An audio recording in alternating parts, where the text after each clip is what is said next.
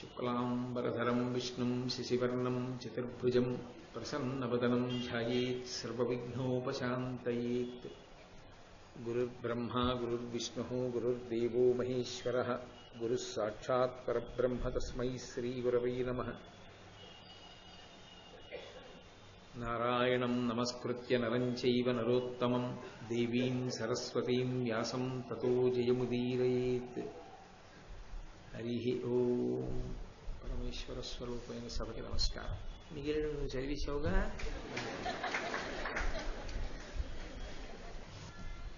నహుషుడు వీచినటువంటి ప్రశ్నలకి ధర్మరాజు గారు సరి అయినటువంటి సమాధానాలు చెప్పినటువంటి కారణం చేత నహుషుడికి శాప విమోచనం జరిగింది. భీమసేనుడికి నహుషుని యొక్క బంధనం నుండి విముక్తి లభించింది. ధర్మరాజు గారు సంతోషంగా ఆ భీమసేనుణ్ణి తీసుకుని అక్కడి నుంచి బయలుదేరారు. శరత్కాలం వచ్చింది. ఆ సమయంలో ఆ శరత్కాలమునందు ఆ శరత్కాలాన్ని వర్ణిస్తూ నన్నయ్య గారు కొన్ని పద్యాలు చేశారు.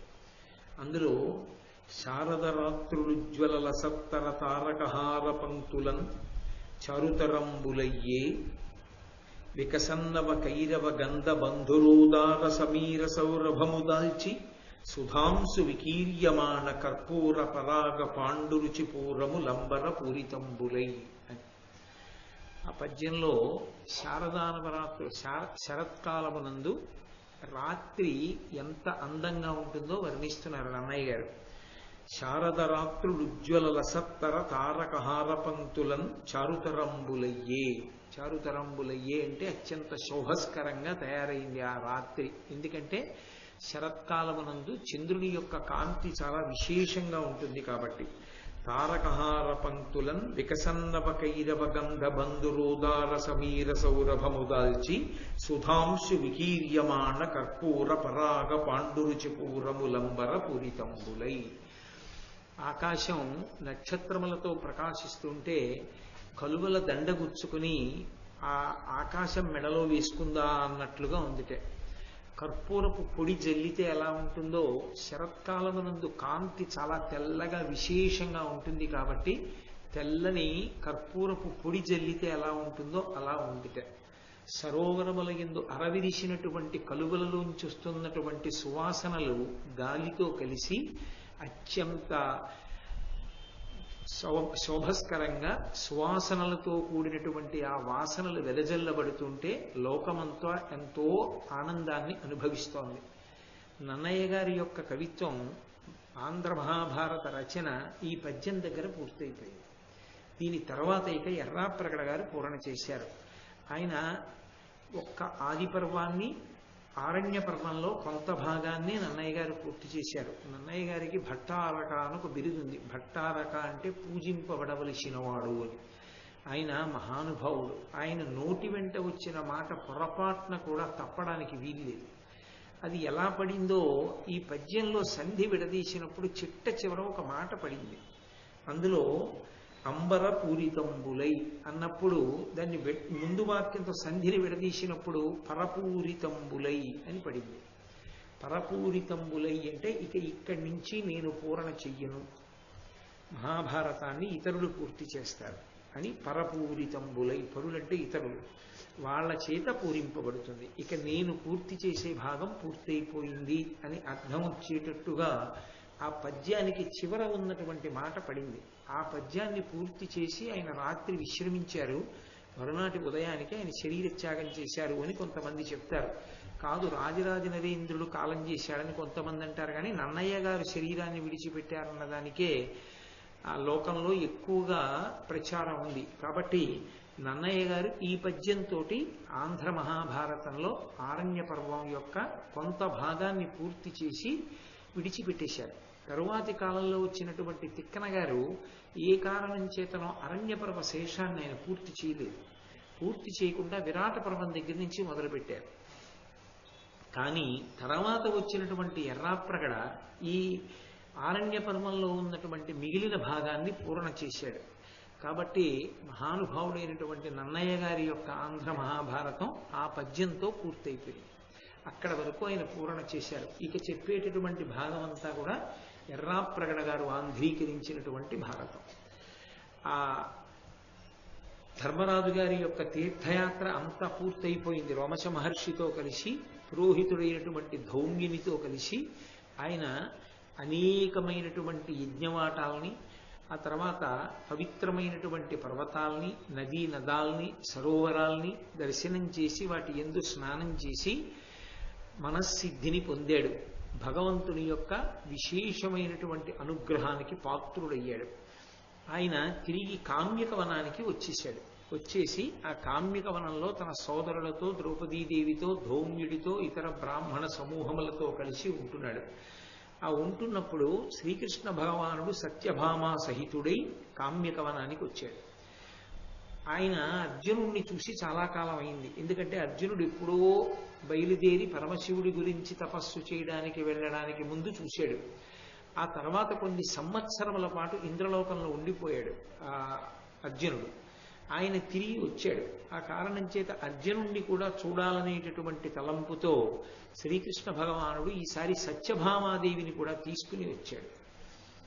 స్వాగతం చెప్పారు ధర్మరాజాదులు, కూర్చోపెట్టారు. ధర్మరాజు గారు కనపడగానే శ్రీకృష్ణ భగవానుడు నమస్కరిస్తాడు. శ్రీకృష్ణుడు తప్పకుండా ప్రయత్నపూర్వకంగా నమస్కరించేటటువంటి వాళ్ళు మీకు మహాభారతంలో ఇద్దరు కనపడతారు. పైకి బంధువులుగా కనపడినప్పటికీ వాళ్ళిద్దరిని వెతుక్కుని నమస్కారం చేస్తాడు కృష్ణుడు. ఒకటి కుంతీదేవికి నమస్కారం చేస్తాడు. ఆవిడ తను వచ్చినటువంటి ప్రాంగణంలో లేకపోతే ఆవిడ ప్రాంగణం లోపల ఎక్కడైనా ఉంటే ఆయనే వెడతాడు. వెళ్ళి ఆవిడికి నమస్కారం చేసి వెళుతూ ఉంటాడు. ఆవిడితో మాట్లాడి, కుంతీదేవికి మహాభారతంలో అంత విశేషమైనటువంటి లక్షణం ఉన్నటువంటి తల్లి. మీరు ఎన్నో చోట్ల కుంతీదేవి గొప్పతనాన్ని నేను చెప్తూ ఉండగా ఆయా సందర్భముల యందు వింటున్నారు. కుంతి లాంటి స్త్రీ లోకంలో ఉండడం చాలా అరుదు. కాబట్టి ధర్మరాజు గారు కనపడగానే కృష్ణ భగవానుడి నమస్కరిస్తూ ఉంటాడు. భీముణ్ణి, అర్జునుణ్ణి, నకులుణ్ణి, సహదేవుణ్ణి కుశలం అడిగాడు. అర్జునుడిని దగ్గరికి కూర్చోబెట్టుకున్నాడు. ధర్మరాజు అర్ఘ్యపాద్యాదులనిచ్చాడు. ఆ ధర్మరాజు గారు కృష్ణుల్లో ఎప్పుడూ ఒక బంధువుని చూడడం, ఆయన సాక్షాత్ పరమేశ్వరుణ్ణి చూస్తూ ఉంటాడు. కృష్ణుడు అన్నాడు ధర్మరాజు గారిని ఉద్దేశించి, భాగ్యంబుగాది పార్థుండు హరుడాది అయిన నిర్జర సమూహంబు వలన ఎలమి కృతాస్త్రుడై ఏతించుట అరయంగా ధన్యుండవైతివి ధర్మతనయ. నీ ధర్మనిష్టయు నీ తపంబును చూవే ఇంతకు కారణం బిద్ధచరిత. రాజ్యంబు కంటెను రాజేంద్ర ధర్మంబె ఇష్టమయ్యుండు నీకెల్లనాడు. వేద వేదాంగ విదుడవు వివిధ యజ్ఞకర్తవైతివి. ధనుర్వేద కర్మఠుడవు ధరణియల్ల ఏలిడి రాజధర్మమర సులభమయ్య నీకిహపర శోభనంబు అంటాడు. ధర్మరాజు గారిని ఉద్దేశించి చెప్పినటువంటి ఈ పద్యం చాలా విశేషమైనటువంటి పద్యం. ఆయన తీర్థయాత్ర పూర్తి చేసుకుని వచ్చిన తరువాత ఫలించింది అనడానికి గుర్తు. లోకంలో ఒక విశేషం ఒకటి ఉంది. ఎప్పుడైనా ఎక్కడికైనా తీర్థయాత్రకి వెళ్ళొస్తే తీర్థయాత్ర ఎప్పుడు పూర్తవుతుంది అంటే మన ఇంటికి రావడంతో పూర్తవదు. తీర్థయాత్ర పూర్తవ్వాలి అంటే మొట్టమొదటిది మీరు ఏ ఊళ్ళో ఉంటున్నారో ఆ ఊళ్ళో మీ గురువుగారు కూడా ఉంటే గురువుగారి దర్శనం చెయ్యాలి. గురువుగారి దర్శనం చేసి గురువుగారికి తీర్థయాత్రలో మీరు వెళ్ళినప్పుడు దర్శించినటువంటి క్షేత్రముల యొక్క ప్రసాదాన్ని గురువుగారికి అందించాలి.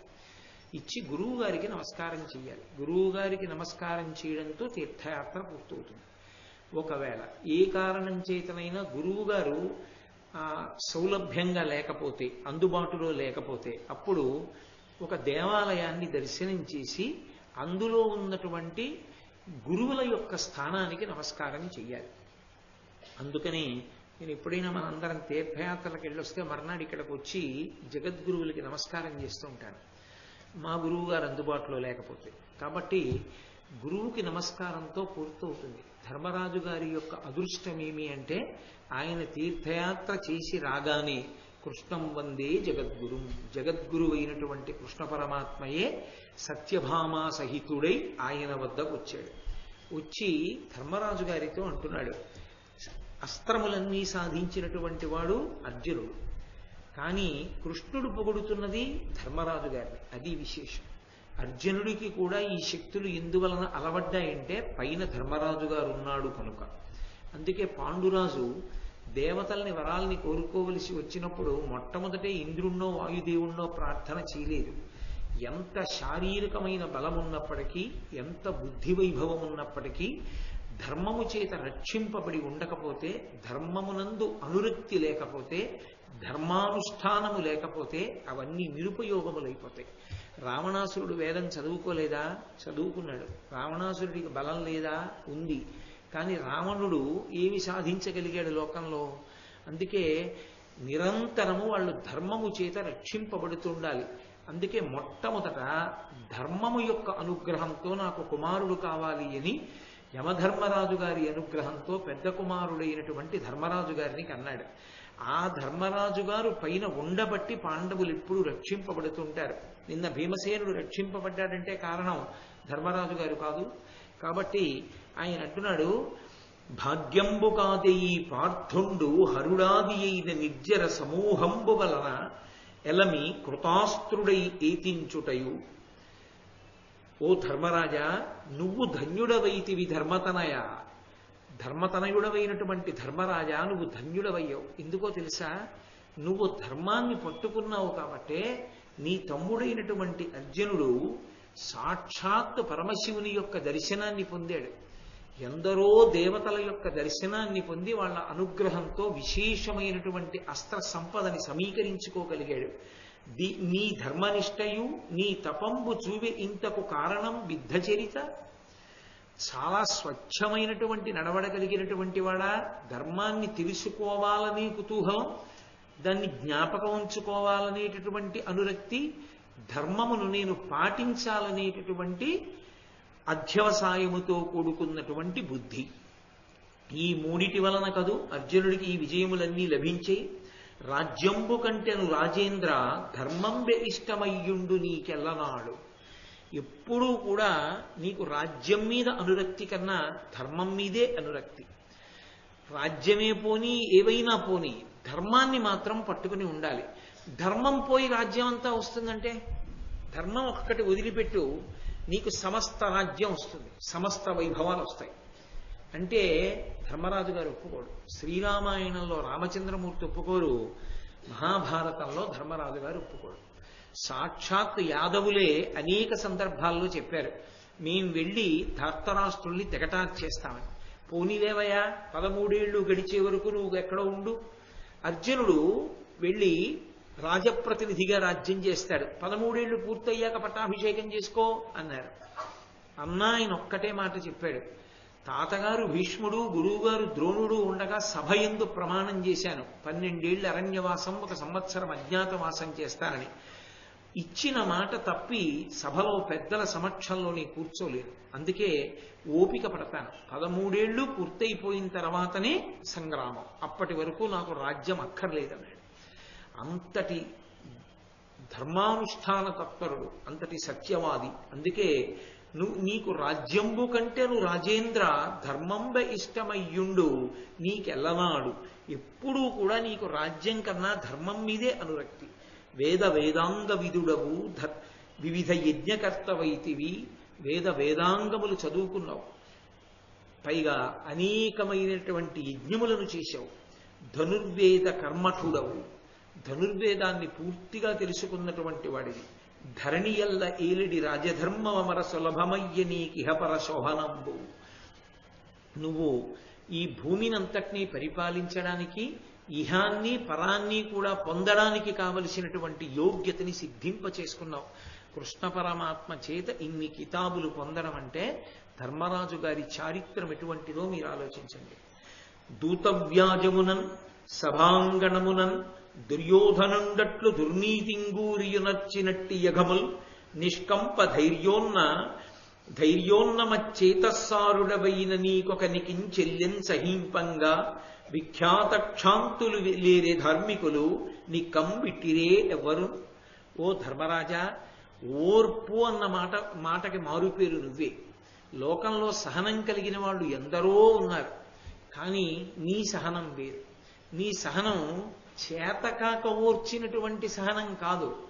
నీ సహనంలో ధర్మం ముడిపడి ఉంది. ఎందుకని ద్యూతవ్యాజమునన్ నిన్ను కేవలంగా నీ రాజ్యాన్ని కబళించడం కోసమని మోసపూరితమైనటువంటి జూదము సభాప్రాంగణములో నీతో ఆడి దుర్యోధనుడు నీకు ఇన్ని కష్టాలు కల్పించినప్పటికీ కూడా నువ్వు ఎంత మాత్రము ప్రతీకార బుద్ధితో ప్రవర్తించకుండా నువ్వు ఏ ప్రతిజ్ఞ చేశావో ఆ ప్రతిజ్ఞనే పరిపాలించడానికి సిద్ధపడినటువంటి వాడివై ఇంత ఓర్పుతో 12 సంవత్సరాల అరణ్యవాసము 1 సంవత్సర అజ్ఞాతవాసము గడపడానికి నిశ్చయించుకొని ఇంత పవిత్రమైనటువంటి జీవనాన్ని గడపగలుగుతున్నావంటే, ఇన్ని తీర్థయాత్రలు చేసొచ్చి ఇన్ని మంచి విషయాలు పెద్దల దగ్గర వినగలుగుతున్నావంటే సహనం ఉన్న వాళ్లలో నీతో సమానుడు వేరొకడున్నాడా?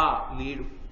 అది శ్రీకృష్ణ పరమాత్మ అంతటి వాడిచ్చినటువంటి కితాబు అని ఆయన వినుత భవన్ నియోగమమవేల అలంఘముగాన ఇమ్మీన్ ఘనభుజి వీచి విభ్రమ వికాసము జూపక నిల్చెగాక సజ్జననుత చూడని అనుజసాగరముల్ దరితోడ విద్యుషజ్జన లయకాలులైకడగు సర్వజగంబులనక్రమింపగన్.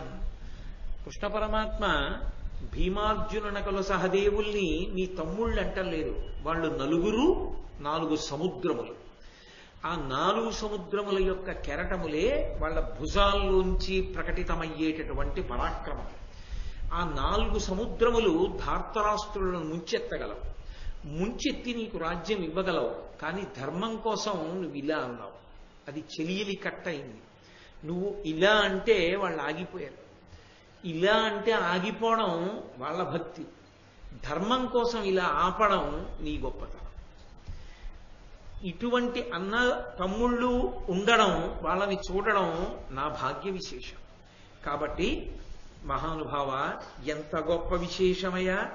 నిజంగా శత్రువుల్ని ఓడించాలనుకుంటే సముద్రమే పొంగి భూమి మీదకి వచ్చేయాలనుకోండి, దానికి పెద్ద విశేషమా? వచ్చేస్తుంది. కానీ చెలియలి కట్ట అని అది పెట్టుకుంది ఒక నియమాన్ని, పరమేశ్వరుడు పెట్టాడు, నువ్వు ఈ చెలియలి కట్ట దాటకూడదు అని. అందుకని ఒక గోనె సంచిలో పడవేసి మూట కట్టేస్తే కాళ్ళు తన్నుకుంటున్న వాళ్ళే కెరటములు అక్కడ దాకా వచ్చి మళ్ళీ వెనక్కి వెళ్ళిపోతుంటాయి. అలా వెళ్ళిపోవడానికి కారణం పరమేశ్వరుడు ఇలా అన్నాడు, నువ్వు అలా రాకూడదన్నాడు. అన్నాడు కాబట్టి అలా ఉండిపోయింది. చెలియలి కట్ట దాటదు. పరమేశ్వరుడి ఆజ్ఞకి సముద్రం ఎలా చెలియలి కట్ట దాటదో అలా నువ్వు ఇలా అంటే నీ తమ్ముళ్ళు చెలియలి కట్ట దాటరు, యుద్ధానికి వెళ్ళరు, ఎంత పరాక్రమం ఉన్నా. కానీ ఒక రోజు వస్తుంది నువ్వు ఇలా అంటావు. అన్ననాడికి ధార్తరాష్ట్రులు ఉండరు. ఇది ధర్మరాజా నీ గొప్పతనం. ఇలా అనడానికి కారణం ఇంకొకటి కాదు, కేవలము నీ ధర్మమే, నీ సత్యమే. ఒకనాడు కర్ణాది వీరులను ఓడించడానికి కావలసినటువంటి శక్తి ఉన్నదో లేదో అన్నావు. కానీ ఇవాళ అర్జునుడికి ఆ శక్తి వచ్చిందిగా. నిజంగా నువ్వే కోరుకుంటే రెండిరా వెళ్ళి ధార్తరాష్ట్రుల్ని చంపేద్దాం అనొచ్చు. కానీ నువ్వు అంటలేదు, వద్దు వద్దు అంటున్నావు ఇలా. ఎందుకని? ధర్మం కోసం. నేను సభలో అన్న మాటకి కట్టుబడి ఉండాలంటున్నావు. సత్యధర్మములకు నీలా కట్టుబడినటువంటి వాడెవరున్నాడు? నీ మాట అనబడేటటువంటి శాసనానికి మిగిలినటువంటి తమ్ముళ్ల పరాక్రమం అనేటటువంటి సముద్రము చెల్లిని కట్ట దాటకుండా ధార్తరాష్ట్రుల మీద పడకుండా ఆగింది. కాబట్టి నిజంగా చాలా గొప్ప విశేషమయ్యా ఇది, మీ అన్నదమ్ముల మధ్య ఇటువంటి పొత్తు ఉండడం అంటూ ద్రౌపదీదేవి వంక చూసి ఆమెతో అంటున్నారు, నీ పుత్రుడేవురు నీరజలోచన ఎదుకుమారుల దారు ముదముతోడ అనుపమ స్నేహ సమాహిత హృదయులై కరిహయారోహణ పరత తగిలియాడుచు వివిధ శస్త్రాస్త్ర ప్రయోగముల్ కరచుచు ఉండెల్లమరిచియున్నవారు ప్రద్యుమ్నుండు వారికి దివ్యాస్త్ర జాతంబులెల్లను ప్రీతి నొసగే తన్వి ఆ సుభద్ర తన పుత్రు కంటే నీ తనయులందు కూర్మి దనరచేయు ఉరడిల్లుమింక ఉజ్వలోన్నతుల పెంపారగాల కాలము అనతి దూరమయ్యే. ఎవరితో ఎలా మాట్లాడాలో నిజంగా తెలుసుకుని ఉండాలి. ధర్మరాజుతో ఎలా మాట్లాడాలో అలా మాట్లాడారు అని ఏదో అబద్ధాలతో కాదు, సత్యాన్ని ఆవిష్కరించడంలో ఎవరి మనసుకి ఎలా ఊరట కలగాలో అలా ఊరట కల్పించారు. తను నమ్ముకున్న ధర్మం మీద ధర్మజునికి అనురక్తి కల్పించారు. ఇన్ని సంపాదించుకొచ్చాను నీ గొప్ప అనుకుంటున్నావేమో, పైన మీ అన్న ఉన్నాడు కనుక. అర్జునుడికి పరోక్షంగా హితం చెప్పారు, గర్వించడానికి నీ గొప్ప కాదు, పైన ధర్మరాజు ఉన్నాడు కనుక అని. అలాగే ద్రౌపదీదేవితో మాట్లాడుతున్నారు, అమ్మా బెంగ పెట్టుకోకు, నీకు ధర్మజ భీమ అర్జున నకుల సహదేవుల వలన 5 కుమారులు ఉన్నారు, వాళ్ళని ఉపపాండవులు అంటారు. ఆ ఉపపాండవులు 5 నువ్వు చాలా దూరంగా ఉన్నావు. ఆ 5 ఎలా ఉన్నారో నీ తల్లి ప్రేమ లాగుతూ ఉంటుంది నాకు తెలుసు. కానీ నీ బిడ్డలు చాలా సంతోషంగా ఉన్నారమ్మా. ఎదుకుమారుల దారుముదముతోడ అనుపమ స్నేహ సమాహిత హృదయులై కరిహయారోహణ పరదగిలియాడుచు వివిధ శస్త్రాస్త్ర ప్రయోగములు కరచుచు ఒండెల్ల మరచి ఉన్నవారు. వాళ్ళకి అసలు కాలము తెలియట్లేదు, ఒళ్ళు తెలియట్లేదమ్మా.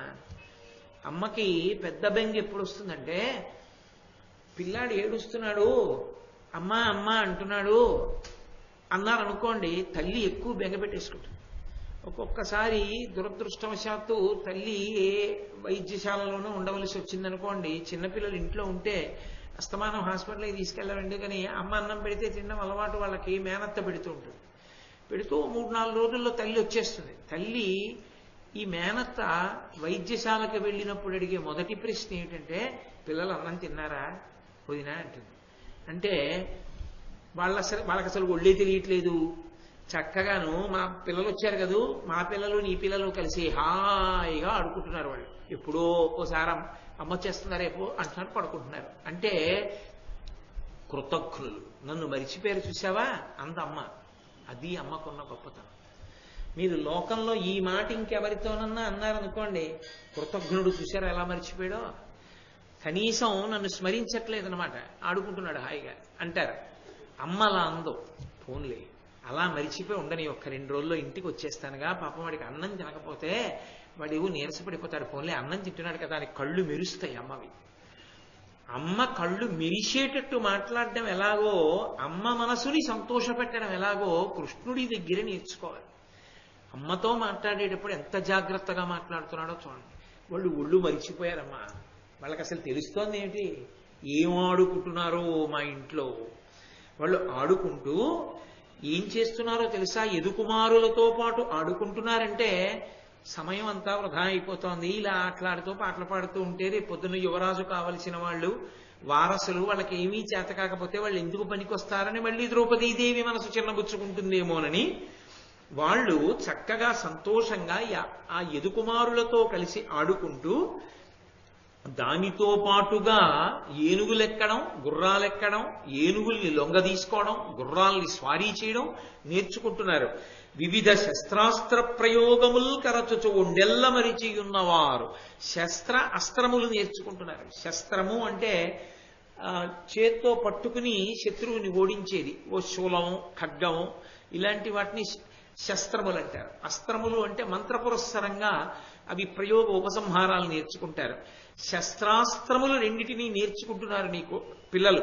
ఎవరి దగ్గర నేర్చుకుంటున్నారంటావా, ప్రద్యుమ్నుడి దగ్గర నేర్చుకుంటున్నారు. నా కొడుకే నేర్పుతున్నాడు. కాబట్టి ప్రద్యుమ్నుండు వారికి దివ్యాస్త్రజాతంబులెల్లను ప్రీతి నొసగే పరమ ప్రేమతో దివ్యాస్త్రములన్నింటినీ కూడా నీ కొడుకులకి ఇచ్చారు. తన భర్తలు ఎంత గొప్పవాళ్ళో, తన బిడ్డలంత గొప్పవాళ్ళు అయినప్పుడే కదా తల్లి సంతోషించేది. ఆడదాని జీవితానికి అదొక పెద్ద అదృష్టం. అది మగవాడికి చెల్లదు ఆ అదృష్టం, అదొక్క ఆడదానికే చెల్లుతుంది. ఒకటి, తానెవరు కానివ్వండి, తన స్థాయి ఏది కానివ్వండి, మొట్టమొదట ఏ తండ్రికి బిడ్డయో దాని వలన గౌరవాన్ని పొందుతుంది. ఫలానా ఆయన కూతురండి అని గౌరవిస్తారు. ఏ అన్నకి చెల్లెలో దాన్ని బట్టి గౌరవిస్తారు. ఆవిడ ఫలానా ఆయన చెల్లెలండి అంటారు. ఈ 2 ఒక ఎత్తైతే, తనంత తానుగా ఆమె కోరుకునేది ఏమిటంటే ఫలానా వారికి ఇల్లాలు అని గౌరవం పొందాలి అని కోరుకుంటుంది ఆడది.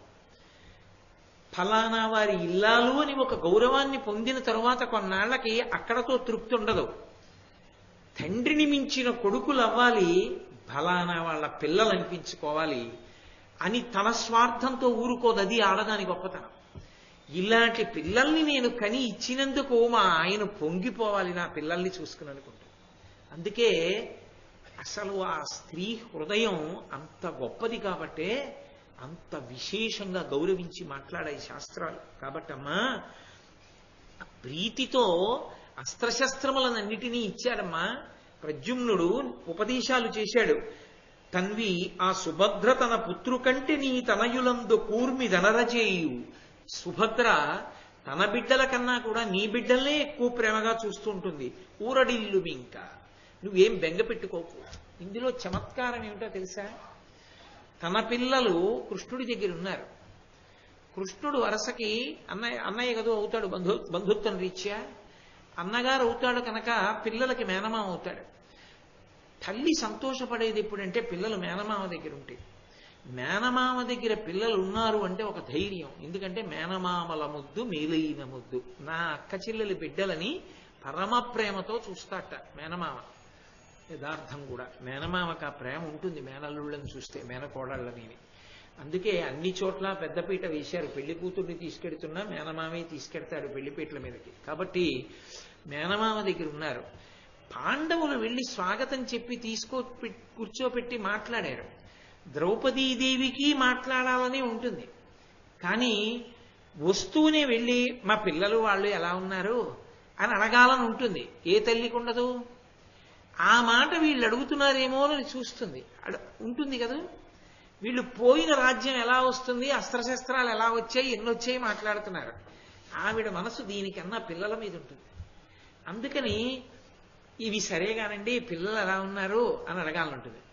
పెద్దవాళ్ళతో మాట్లాడుతున్నాం కదా, ఏమిటి నువ్వు మధ్యలో అంటారేమో అని భర్తల మీద గౌరవానికి ఆగిపోతుంది. కృష్ణుడు వాళ్ళతోనే మాట్లాడుతున్నాడు. తన వైపు తిరిగితే ఓసారి అడగాలని ఉంది, అటువైపు మాట లాగి ఒకసారి ఇటు తిరిగాడు అనుకోండి, అన్నయ్య అన్నయ్య పిల్లలు ఎలా ఉన్నారు అని అడగాలని కుతూహలం ఉంటుంది. ఏ తల్లికి ఉండదండి? తల్లులు మీకుండదు? ఉంటుంది. కానీ అవకాశం రావద్దు. అప్పటి వరకు ధర్మరాజు గారితో మాట్లాడుతున్నాడు కృష్ణుడు. చూస్తోంది తన వంక చూస్తాడేమోనని. అది నాటకీయత అంటే. ఆయన అసలు ఆవిడ అడగడానికి అవకాశం ఇవ్వలేదు. ఆవిడ మనసులో ఎన్ని ప్రశ్నలు వేద్దాం అనుకుందో అన్నిటికీ కూడా ఆవిడ సంతోషించదగ్గ జవాబులన్నీ చెప్పేశాడు. ఇప్పుడు పిల్లలందరూ బాగున్నారు, వీళ్ళ కష్టాలు ఎప్పటికి తీరుతాయి? నా కష్టం అందో. ఇల్లాలికున్న గొప్పతనం అదే. ఆయన ఎప్పటికీ గట్టున పడతారండి అంటే. ఇది చూడండి, అందులో ఈ ఆధ్యాత్మిక జీవనంలో ఉన్న వాళ్ళకి ఈ స్పర్శ ఎక్కువగా ఉంటుంది. ఏదో చాలా కష్టాల్లో కూరుకుపోయినటువంటి దంపతులు ఏదో ఇలా ఇబ్బందుల్లో ఉండిపోయామండి, దాంట్లోంచి నేను ఎలా బయటకు వస్తానంటాడు భర్త. ఆవిడ అలా అందో. ఆవిడ కూరుకుపోయిందిగా. ఆవిడ తాను కూరుకుపోయానని కాదు, ఆయన కూరుకుపోయి ఏడుస్తున్నాడని ఆవిడ బాధ. ఈయన ఎలా బయటకు వస్తారా అండి అంటే, ఈయన బయటకు వస్తారా అండి, మేము బయటకు వస్తామా అండి అందో. ఆవిడికి తన గురించి కాదు బాధ, తన భర్త గురించి బాధ. అది పాతివ్రత్యం. అది ఆ అహరహం ఆ భర్త బిడ్డల గురించి ఒక తల్లి యొక్క వెంపర్లాగా అలా ఉంటుంది. అందుకే ఆ మనస్తత్వాన్ని తెలుసుకున్నాడు కృష్ణుడు. ద్రౌపదీదేవి యొక్క శీల వైభవాన్ని ఆవిడ అడగక ముందే తన జవాబు చేత ప్రకాశింపచేశాడు. అందుకే ఇక ద్రౌపదీదేవి ఏమీ మాట్లాడడం కనపడదు ఈ ఘట్టంలో. కాబట్టి ఆయన అన్నాడు, నీ పిల్లలు చాలా సంతోషంగా ఉన్నారమ్మా, ఊరడిల్లు మింకా, నువ్వు చాలా సంతోషంగా ఉండి ఏం బెంగ పెట్టుకోకు. దేనికి బెంగ పెట్టుకోకు? పిల్లలంతా బాగున్నారని చెప్పిన తర్వాత ఇంకా బెంగ మాట ఎందుకు వచ్చింది? భర్తల కోసం. అరణ్యవాసం అయిపోవస్తోంది, అజ్ఞాతవాసం ఎలా నడుస్తుంది? అజ్ఞాతవాసం అయితే బయటికి వస్తే మాత్రం దుర్యోధనుడు రాజ్యం ఇస్తాడా? రాజ్యం వస్తుందా? రాకపోతే యుద్ధానికి వెడితే మా వెంట ఎంతమంది ఉంటారు? యుద్ధంలో గెలుస్తామా? నిన్నటికి నిన్న ఓ కొండ చిలవ చేతిలో భీమసేనుడు పడిపోయాడు. కాలం కర్మం కలిసి వస్తాయా? గెలుస్తామా? రాజ్యం వస్తుందా? వీళ్ళు ఇలా అడవులు పట్టుకుని కూర్చోకుండా ఇంత పరాక్రమం ఉన్నవాళ్ళు వాళ్ళకి తగినట్టు సింహాసనం మీద ఉంటారా? ఇది ఆవిడ కడుపులో బెంగ. అందుకని ఒక్క మాటతో తేల్చాడు. కృష్ణుడు ఒక మాట అంటే ఆవిడికి నమ్మకం. కాబట్టి ఆయన అన్నాడు, ఉజ్వలోన్నతుల పెంపారగాల అనతి దూరమయ్యే. అమ్మా, ఉజ్వలోన్నతులు ప్రకాశించడంలో ఉన్నతులైనటువంటి వారు ఈ పాండవులు ఇంకా ఎంతో కాలం ఇలా మసకబారిపోయే అరణ్యంలో ఉండరమ్మా. వాళ్ళు ప్రకాశించి సంతోషంగా ఉండే కాలం దగ్గరకు వచ్చేస్తోంది. అంటే అరణ్యవాస అజ్ఞాతవాసాలు పూర్తయిపోయి వాళ్ళు పట్టాభిషేకాన్ని పొందేటటువంటి రోజు దగ్గరికి వచ్చింది. ఎంతో సంతోషించారు. ఆ శ్రీకృష్ణ భగవానుడి మాటలు విని పాండవులు, ద్రౌపదీదేవి కూడా ఊరడిల్లారు. ఈలోగా అకస్మాత్తుగా మార్కండేయ మహర్షి వచ్చారు. మిగిలిన మహర్షులు ఒకెత్తు, మార్కండేయ మహర్షి ఒక్కరూ ఒకెత్తు. ఎందుచేత అంటే ఆయన ఎన్ని యుగాలు చూశాడు, ఎన్ని కల్పాలు చూశాడు, ఎన్ని కల్ప సంధులు చూశాడు, ఎన్ని ప్రళయాలు చూశాడు, ఎన్ని ప్రళయాల తర్వాత పరమేశ్వరుడు ఎక్కడ ఎలా పడుకుంటాడో చూశాడు. అందుకే ఆయన నోటి వెంట ఏదైనా వచ్చింది అంటే ఇక దానిని మించిన సత్యం లోకంలో ఇంకోటి ఉండదు. వేదాంతములన్నీ చదువుకుంటే వచ్చేటటువంటి సారమేదో అది మార్కండేయ మహర్షి నోటి వెంట వచ్చేటటువంటి మాటలు. విశేషం ఏమిటంటే మార్కండేయ మహర్షి మాట్లాడుతున్నప్పుడు ధర్మరాజు గారు ఏ ప్రశ్నలు అడుగుతాడో ఆ ప్రశ్నలు ఆనాడు ధర్మరాజు గారికి కావు, ఎప్పటికీ ఎవరికైనా అవే ప్రశ్నలు. మార్కండేయ మహర్షి ఏ జవాబు చెప్తారో ఆ జవాబు మనసులో పట్టుకున్నవాడు ధన్యుడు. వాడి జీవితాన్ని దిద్దుకుని ఈశ్వరుడి వైపుకి నడవడం వాడికి తెలిసిపోతుంది. అందుకే మార్కండేయ మహర్షి రావడమే శుభశకునం. ఆయన రాగానే గబగబా వెళ్ళారు, అర్ఘ్యపాద్యాదులు ఇచ్చారు, ఆయన్ని కుశలం అడిగారు, గౌరవించారు, పూజించారు, కూర్చోపెట్టారు. కూర్చోబెట్టి కృష్ణ పరమాత్మ అన్నాడు, మీకు తెలియని విషయం లేదు. ఎందుకని? అంతటి శాశ్వతులు సనాతనులు వాళ్ళిద్దరే. ఒకటి కృష్ణుడు, రెండు మార్కండేయుడు, వీళ్ళిద్దరే. ఎందుకనంటే వాళ్ళిద్దరికే తెలుసు అన్ని తప్ప ఇంకా మిగిలిన వాళ్ళందరూ ప్రళయంలో వెళ్ళిపోయేవాళ్ళే. ఎన్ని ప్రళయాలైపోయినా కూడా ఉండిపోయేటటువంటి వాడు కృష్ణ భగవానుడు, ఎన్ని ప్రళయాల తర్వాత ఉండేవాడు మార్కండేయుడు. వాళ్ళిద్దరూ కలిశారు. అక్కడ కలిసినప్పుడు కృష్ణ పరమాత్మ అడుగుతున్నారు మార్కండేయ మహర్షిని, నీ వంటి మహానుభావుడు వస్తే నీ వలన కొన్ని విషయములు తెలుసుకోవాలి. ఎందుకంటే ఇక నీకన్నా అనుభవశాలి లేడు, చూసినవాడు లేడు. కాలమునందు ప్రతివాడు ఎప్పుడో అప్పుడు పడిపోయిన వాడే. కాబట్టి అందరికీ అన్నీ చూసి తెలుసుకున్న వాళ్ళు అని చెప్పడం కష్టం. ఒక్క నీకే తెలుసు మార్కండేయ, రెండు నాకు తెలుసు ఆ మాట అనడం. కాబట్టి నీవు దేవతల గురించి, రాజుల గురించి, బ్రాహ్మణుల గురించి, పతివ్రతల గురించి చెప్పవలసింది అన్నాడు. ఎందుకది? కృష్ణుడు ఎందుకు ఆ మాట చెప్పమన్నాం అంటే వీళ్ళు ఎలా ఉంటే వీళ్ళ యొక్క తేజస్సు ప్రజ్వరిల్లుతుందో, ఆ తేజస్సుకి అంతులేని స్థితి ఎలా ఉంటుందో, దాని వలన ఎలా వశం చేసుకోవచ్చో, తేజస్సు ఎలా క్షయం కాకుండా ఉండాలో, ఆ స్థితిని పొందిన మహాపురుషులు ఎంతమంది ఉన్నారో చెప్పించడం కోసమని దేవతలు, బ్రాహ్మణులు, క్షత్రియులు, మహాపతివ్రతలు వీళ్ళకి సంబంధించిన విశేషాలు చెప్పవయా అని అడిగాడు. వెంటనే ఈలోగా నారద మహర్షి వచ్చారు అక్కడికి. ఇంకేమి, రావలసిన మహాపురుషులందరూ అక్కడే ఉన్నారు. మీరు ఒక్కసారి ఆలోచించండి, నిజంగా పాండవులు ఎంతటి ధన్యులు.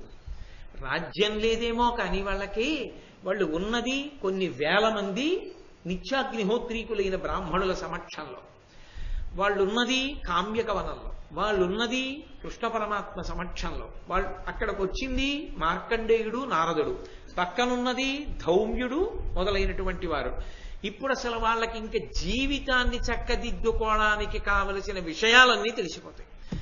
ఒక 100 జన్మల పుస్తకాలు చదువుకుంటే కూడా అన్ని అయోమయం లేకుండా తెలుస్తాయో తెలియవో, మార్కండేయ మహర్షి మాట్లాడితే మాత్రం అంత స్పష్టంగా మాట్లాడతాడు, అన్ని విషయాలు చెప్తాడు. అటువంటి మహానుభావుడు వచ్చాడు. పక్కన నారద మహర్షి కూడా ఉన్నారు. ఆయనకి అర్ఘ్యపాద్యాదులు ఇచ్చారు, కూర్చోబెట్టారు, పూజ చేశారు. కూర్చోబెడితే ధర్మరాజు గారు మార్కండేయ మహర్షిని ప్రశ్న వేశాడు. అన్నాడు, కడగి ధర్మముతోడ నడచచు ఏమిట్లు దందడి దుఃఖంబు పొందుటయును, ఏపున ఎప్పుడూ పాపంబు చేయుచు ధృతరాష్ట్రదులు సుఖోన్నతులగుటయును, కని ఈ విపర్యమునకు నేనూహింతు బాయక నరుడిపుడు చేయు కర్మమున ఫలమిందు పొందునో, పరలోకంబునందు పొందునో, ఇందునందుగనునో, విశ్వకర్త అయిన ఈశ్వరుగానని పురుషు కర్మఫలము పొరయకున్నే, ఎడలితోన కృతము వెడలిపోవునో, ఇది తెలియవలయు నాకు అలఘు పుణ్య ఆనాడు ధర్మరాజు గారు అడిగాడు. ఈనాటికి ఈ ప్రశ్న ఎందరి మనసుల్లోనో. అందుకే ఆరణ్య పర్వం ప్రశ్నోపనిషత్తు. ఇందులో ఆయన అంటున్నాడు, మేము ధర్మాన్ని పట్టుకున్నాం, ధర్మాన్ని విడిచిపెట్టేశారు ధర్తరాష్ట్రుడు దుర్యోధనాదులు. ధర్మాన్నే పట్టుకున్న మేము కష్టాల పాలయ్యాం. అధర్మాన్నే పట్టుకున్నటువంటి ధృతరాష్ట్రుడి బిడ్డలు చక్కగా రాజ్య వైభవాన్ని అనుభవిస్తున్నారు. నాకు ఒక అనుమానంగా ఉంది. ఇది ఉన్నంతసేపు ధర్మాచరణమునందు పరిపూర్ణమైన పూనిక నిలబడడం కష్టం అవుతుంది. కాబట్టి వాళ్ళు ఎందుకంత గొప్ప వాళ్ళు అవుతున్నారు? ధర్మాన్ని పట్టుకుని కూడా మేము ఎందుకు ఇన్ని కష్టాలు పడుతున్నాం? నాకు ఇది ఎన్ని రకాలుగా ఆలోచించినా ఈ విపర్యయమునకు నేను ఊహింతూ నాకు ఈ అయోమయం ఏమిటో అర్థం కావట్లేదు. ఇప్పటికీ కొంతమంది అంటారు, ఏమంటే ఎప్పుడూ పూజ చేయడు, పునస్కారం చేయడు, నమస్కారం చేయడు, ఓ గుళ్ళోకి వెళ్ళడు, ఎవరికి దండం పెట్టడు, కనబడ్డ వాళ్ళందరినీ దెబ్బలాడతాడు, చెయ్యరాని అకృత్యాలన్నీ చేస్తాడు. అదేంటంటే అలా వెలిగిపోతున్నాడు ఆయన? ఆ ధర్మం పట్టుకున్నవాడు పాపం నీతిని నిజాయితీని నమ్ముకున్నవాడు ఏమిటంటే అలా అయిపోయాడు? అసలు ఈశ్వరుడు ఉన్నాడా అంటుంటారు. ఈ ప్రశ్నే ధర్మరాజు గారు అడిగాడు. మార్కండేయ మహర్షిని అడుగుతూ ఇంకొక గొప్ప అనుమానాన్ని కూడా జోడించాడు. ఒకవేళ నాకు అనుమానం, బాయక నరుడిప్పుడు చేయు కర్మమున ఫలం ఇందు పొందునో పరలోకంబునందు పొందునో ఇందునందుగనునో. ఇప్పుడు మేము ధర్మాన్ని పట్టుకున్నాం కదా, ధర్మానికి వచ్చేటటువంటి ఫలితం ఇక్కడ రాకుండా ఒకవేళ పరలోకంలో వస్తుందా? అంటే ఇక్కడ మేము ఈ రాజ్యం పొందడం అన్నది లేకుండా చచ్చిపోయిన తర్వాత స్వర్గానికి వెళ్తామా? ఒకవేళ స్వర్గానికి వెళ్ళడం కాకుండా మేము పట్టుకున్న ధర్మం, మేము చేసిన పుణ్యాల వల్ల ఇక్కడ రాజ్యం ఒకటే వచ్చి ఇక్కడ స్వర్గం రాకుండా పోతుందా? లేకపోతే పుణ్యకర్మ చేయడం వల్ల ఇక్కడ రాజ్యం అక్కడ స్వర్గం కూడా వస్తాయా? లేకపోతే ఈ శరీరంతో చేసిన పుణ్యం, ఈ శరీరంతో చేసిన పాపం ఈ శరీరంతోనే పోతాయా? విశ్వకర్త అయిన ఈశ్వరు కానని పురుషు కర్మ ఫలము పరయకున్నే. ఎవరో ఆయన నిర్ణయం చేశాడంటున్నారు పరమేశ్వరుడు. ఆయన్ని చూసిన వాళ్ళు ఎవరో ఎక్కడో కోట్ల మందిలో ఒక్కడున్నాడు. మేమెవరం చూడలేదు. మేమెవ్వరం చూడనటువంటి ఆ పరమేశ్వరుని శాసనానికి అనుగుణంగా మేం చేస్తున్నటువంటి పుణ్యకర్మలు ఏ ఉన్నాయో అవి ఒడలితోన కృతము వెడలిపోవునో. మేం చేసిన పనులన్నీ మాతోనే పోతాయా? లేకపోతే మాతో వస్తాయా ఉత్తర జన్మలకి? ఇది తెలియవలయు నాకు అలఘు పుణ్య. నాకు ఇది తెలుసుకోవాలని కోరికగా ఉంది. ఇప్పుడు ఈ ప్రశ్నకి జవాబు తెలుసుకోవాలన్న కోరిక లేనివాడు ఎవరు ఉంటాడు నాకు చెప్పండి? అందరికీ ఇదే అన్నమాట. అంటే మహానుభావుడు మార్కండేయుడు మాట్లాడడం మొదలుపెట్టాడు. ఆయన అన్నాడు, మనుజులు పుణ్యపాపములు మానక ఇట్లొనరించుచున్ తుదిన్ తనువు తొరంగిపోవు నెడ తప్పదు నిడయమూలె కర్మమున్ వెనుకన ఏగి భూరి సుఖ విస్మృతియున్ పటు దుఃఖ దైన్యమున్ దనుకగ చేయు క్రమ్మరగదాన పునర్చు భవంబు దేహికిన్. మార్కండేయుడు సిద్ధాంతం చేసి చెప్తున్నాడు ఆయన. ఓ ధర్మరాజా, నేను చెప్పిన విషయాన్ని బాగా పట్టుకో. ఈ ప్రశ్న ఎప్పుడు ప్రారంభమైందో చెప్పనా? మొట్టమొదట బ్రహ్మగారు సృష్టి చేసినప్పుడు మనుష్యులకు ఈ ప్రశ్న రాలేదు. ఎందుకు రాలేదు అంటే, భగవంతుడు సృష్టి చేసి మీరు ఇలా బ్రతకండి అని కూడా చెప్పాడు. తండ్రి బిడ్డల్ని కంటాడు, కానీ ఒరే మీ ఇష్టం వచ్చినట్టు చేసుకోండి అని వదిలేడు. పశ్చిమ దేశాల్లో లాగా ఒరే ఇలా ఉండండి అని చెప్తాడు. ఇలా చదువుకోండిరా, ఇలా ఉండండిరా అంటాడు. ఇలా ఉండండిరా అని తండ్రి ఎంతకాలం చెప్పగలడు? ఎంతకాలం ఇలా చేయి చూపించగలడు? మహా అయితే ఓ 16-18 ఏళ్ళు వచ్చే వరకు. ఆ తర్వాత తండ్రిని చెయ్యి పెట్టి తోస్తే తండ్రి పడిపోతాడు, కొడుకు నిలబడతాడు. ఇక తండ్రి ఏం చెప్తాడు? తండ్రి చెప్పినది కొడుకు వింటే కొడుకు పాడైతే తండ్రి తప్పు, తండ్రి చెప్పినది విని పాడైన కొడుకు ఉంటాడు. కానీ పరమేశ్వరుడు చెప్పినట్టు బ్రతకడం వస్తే మనిషి పాడై ఉండేవాడు కాదు. మొట్టమొదట్లో ఈశ్వరుడు మనుష్యుల్ని సృష్టించి ఇలా బ్రతకండి అని వేదం ఇచ్చాడు. వేదంలో ఎలా బ్రతకమని చెప్పారో మనుష్యులందరూ అలాగే బ్రతికారు. అలాగే బ్రతికారు కాబట్టి వాళ్ళు ఎప్పుడు నిర్మలమైనటువంటి మనస్సుతో ఉండేవారు. మా ఇష్టం వచ్చిన పని మేం చేయలేదు, వేదంలో ఎలా బ్రతకమన్నారో మేము అలా బ్రతుకుతున్నామని నిర్మలమైన మనస్సుతో ఉన్నారు. ఎప్పుడూ సత్యం పలికేవారు. దాని వలన జ్ఞానమును కలిగి ఉండేవారు. దేవతలతో పాటే వాళ్ళు కూడా ప్రయాణం చేస్తూ దేవలోకాలకి వెళ్ళి వస్తుండేవారు. అంతేకాదు కొన్ని వేల మంది కొడుకుల్ని కనేవారు. కొన్ని వేల సంవత్సరములు ఈ భూమి మీద బ్రతికారు. దశరథ మహారాజు గారు 60,000 సంవత్సరములు బ్రతికాడు. వాళ్ళు కామమునకు క్రోధమునకు వశులయ్యేవారు కాదు. కానీ క్రమక్రమంగా మనుష్యుల యందు ఎటువంటి పద్ధతి బయలుదేరిందంటే, భగవంతుడు చెప్పినట్టు మేమెందుకు బతకాలి అని వేదాన్ని పక్కన పెట్టేసి ఎవడిష్టం వచ్చినట్టు వాడు బ్రతకడం మొదలుపెట్టాడు. వేదంలో ఏం చెప్పారో అలాగే బ్రతుకుతామన్నవాడు లేడు. ఎవడి చిత్తం వచ్చినట్టు వాడు బ్రతకడం మొదలుపెట్టాడు. ఎప్పుడైతే అలా బ్రతకడం మొదలుపెట్టారో మనస్సునందు నైర్మల్యము దూరమైపోయింది. కామక్రోధ లోభమద మోహమాత్సర్యములకు అరిషడ్వర్గములకు వశులైపోయారు. అలా వశులైపోగానే తేజస్సు క్షయమైపోయింది. క్షయమైపోగానే ఆయుర్దాయాలు తగ్గిపోయాయి, బిడ్డలు తగ్గిపోయారు. ఎక్కడ చూసినా ఎవరు ఇంకొకళ్ళని ఎలా మోసం చెయ్యొచ్చు అన్న ఆలోచనలే బయలుదేరిపోయి, ఈ బయలుదేరిపోయిన కారణం చేత అందరూ ధర్మాన్ని పట్టుకున్న వాళ్ళు లేరు. కొందరు ధర్మాన్ని పట్టుకున్నారు, కొందరు ధర్మాన్ని వదిలేశారు.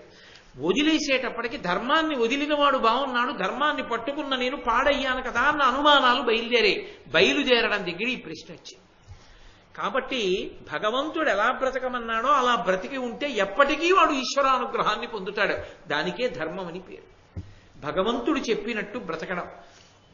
నేనొక్క మాట చెప్తాను చూడు ధర్మరాజా. మనుజులు పుణ్యపాపములు మానక ఇట్లొనరించుచున్ తుదిన్ తనవు తొరంగిపోవునెడ తప్పదు నీ ఎడవోలె కర్మమున్ వెనుకన ఏగి భూరి సుఖ విస్మృతియున్ పటు దుఃఖ దైన్యమున్ ననుకగ చేయు. మనుష్యుడు ఒక శరీరాన్ని పొందుతాడు. మిగిలిన శరీరాలు పాపము పుణ్యము చెయ్యడానికి అధికారంతో ఉండవు. ఎందుకంటే వాటికి ధర్మం ఒక్కటే ధర్మం ఉంటుంది, జంతు ధర్మము. మీరు ఈ విషయాన్ని చాలా గంభీరమైనటువంటి విషయాన్ని మార్కండేయుడు ప్రస్తావన చేస్తున్నాడు. అసలు నా ఉద్దేశ్యంలో అయితే, నేను గొప్ప కోసం చెప్తున్నాను అనుకోకండి, నేను ఒక యథార్థం చెప్తున్నాను. కొన్ని కోట్ల కోట్ల కోట్ల జన్మలు అయిపోయిన తరువాత మాత్రమే ఇలాంటి విషయాలు వినే అధికారాన్ని పరమేశ్వరుడు ఇస్తాడు. ఎందుకంటే అది పెద్ద పెనుమలుపుకి కారణం అవుతుంది జీవితంలో. ఆయన చెప్తున్నాడు మార్కండేయుడు, మిగిలినటువంటి వాటికి ధర్మము అన్న మాట లేదు. పశువులు పక్షులు ఇవన్నీ ఉన్నాయనుకోండి, ఒకటే ధర్మం, పశుధర్మం. గోశాల్లో ఒక ఆవు గిత్తదూడని పెడుతుంది. ఆ గిత్తదూడ పెరిగి పెద్దదవుతుంది. ఓ 2-3 ఏళ్ళు వచ్చాయనుకోండి, ఆ గిత్తదూడకి అది ఎద్దు అవుతుంది. ఆ ఎద్దు ఏ ఆవు తనకి జన్మనిచ్చిందో ఆ తల్లితోనే పొల్లుతుంది, దూడని కంటుంది. అప్పుడు మీరు దోషం పట్టకూడదు. పశుధర్మం అంతే, దానికి అంతే ధర్మం. ఆ ఆవు దూడని కుక్కలు పీకేస్తాయి. మన గోశాలలో ఉంది ఇప్పుడు ఒక దూడ, కొత్తగా పుట్టినటువంటి దూడని కుక్కలు పీకేసి చెవు కొరికేసాయి, పడగొట్టి చంపైపోతే ఇక్కడ ఉన్న పెద్దలు ఎవరో ఆ కుక్కల్ని తరివేసి అది ఎక్కడ పుట్టిన దూడో ఏమిటో తెలియకపోతే తీసుకొచ్చి మన గోశాలకు అప్పచెప్పారు. దానికి మొదట్లో గడ్డి పరకలు కూడా నవలడం రాకపోతే పాలు తీసుకొచ్చి గిన్నెలో పోసి పట్టించి తాగించి బతికించారు. ఇప్పుడు చక్కగా అది ఆవుల దగ్గర చేరి గడ్డి పరకలు తింటుంది. వాటికి ఎంత న్యాయం తెలుసో. ఏ ఆవు దాని దగ్గరికి వచ్చినా అది కాదంటలేదు. అన్ని ఆవులు దాన్ని ఆదరిస్తున్నాయి, తల్లి లేని పిల్ల అని. అది ఇప్పుడు గడ్డి పరకలు కొరుక్కు తింటుంది. దానికి జోడు అదే రంగులో ఇంకొకటి పుట్టింది మన. కాబట్టి పశువులకు ధర్మం. కుక్కలు ఆవు దూడని పీకేశాయి కదా, కుక్కలకు పాపం వస్తుందా అంటే రాదు. అది పశుధర్మం. పశుధర్మో నమీ ప్రీతిం అంటుంది దేవి భాగవతంలో సత్యవతీదేవి. పశువులకు ధర్మం ఒక్కటే, దానికి ఏ ఆలోచన వస్తే అది చెయ్యవచ్చు. అందుకే పాపము పుణ్యము దానికి లేదు. కుక్క పందిపిల్లని పీకేస్తే కుక్కకి పాపం వస్తుందా అంటే రాదు. కారణం దానికి పశుధర్మం. అది ధర్మం మారేది ఎవరికంటే మనుష్యులకు.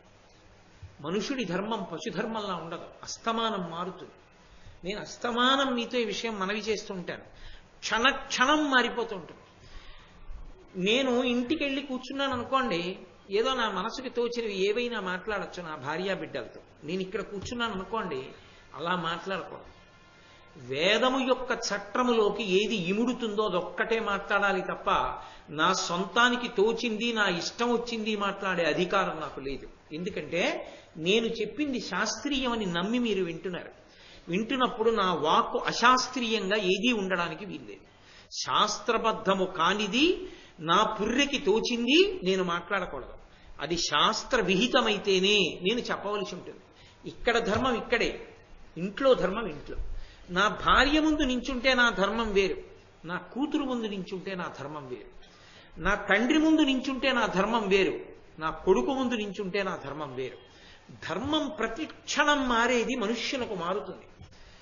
ఓ ధర్మరాజా, ఆ ధర్మాన్ని పట్టుకోవలసినటువంటి వాడు మానవుడు. ఆ ధర్మాన్ని పట్టుకోవడానికి కానీ పట్టుకోకుండా ఉండడానికి కానీ అభ్యంతరం ఈశ్వరుడికి ఉండదు. ఎందుచేత అంటే ఈశ్వరుడు ఈ శరీరాన్ని నిర్మాణం చేసి బుద్ధినిస్తాడు, మిగిలిన ప్రాణులకు ఉండదు. బుద్ధినిచ్చి శాస్త్రాన్ని ఇస్తాడు. ఈ రెండిటితో పాటు గురువునిస్తాడు. బుద్ధి, శాస్త్రము, గురువు. నీకు తెలియదు, వేదం చదువుకోలేదు. శృతి తెలియకపోతే స్మృతి తెలుసుకో. స్మృతి తెలియదా, పురాణం తెలుసుకో. పురాణం కూడా తెలియదా, పెద్దల యొక్క ఆచారం ఎలా ఉంటుందో చూడు. పెద్దలు ఎలా ప్రవర్తిస్తారో అలా ప్రవర్తించు, శిష్టాచారం తప్ప అసలు నాకేమీ తెలియదు, నా ఇష్టం వచ్చినట్లు ప్రవర్తిస్తాననడానికి మాత్రం అవకాశం లేదు. అయినప్పుడు భగవంతుడు నిన్ను బుద్ధి ఇచ్చి విడిచిపెట్టిన తరువాత నువ్వు ఏది చేస్తున్నా ఆయన జోక్యం చేసుకో, ఊరుకుంటాడు. ఊరుకుని సర్వోత్కృష్టమైన జన్మ మానవ జన్మ. ఇక్కడికి వచ్చిన తరువాత ఒక లక్షణం ఉంటుంది. దీనికి ఒక గొప్పతనం ఉంది. దీని గొప్పతనం ఏమిటంటే ఇంతకుముందు చేసిన పాపాలని దీంతో కడగచ్చు. అది ఇతర శరీరాలతో సాధ్యం కాదు. ఈ శరీరంతో నేను ఎన్నో పాపాలు చేశాను, గతంలో చేశాను కాబట్టే ఇప్పుడు ఈ శరీరంతో ఉండి నాకు ఒక కళ్ళతోడుంది.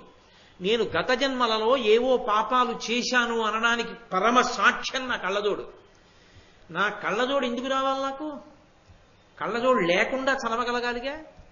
ఈ కళ్ళజోడు కనపడలేదనుకోండి, ఏ కారణం చేతనైనా పబ్బిబ్బైపోయాను. ఏం కనపడుతుంది నాకు? ఏం చదువుకుంటాను నేను చదువుకోలేను, కుదరదు. యథార్థంగా ఒకసారి నాకు అలా జరిగింది. రైల్లో ప్రయాణం చేస్తున్నాను ఒక్కడినే.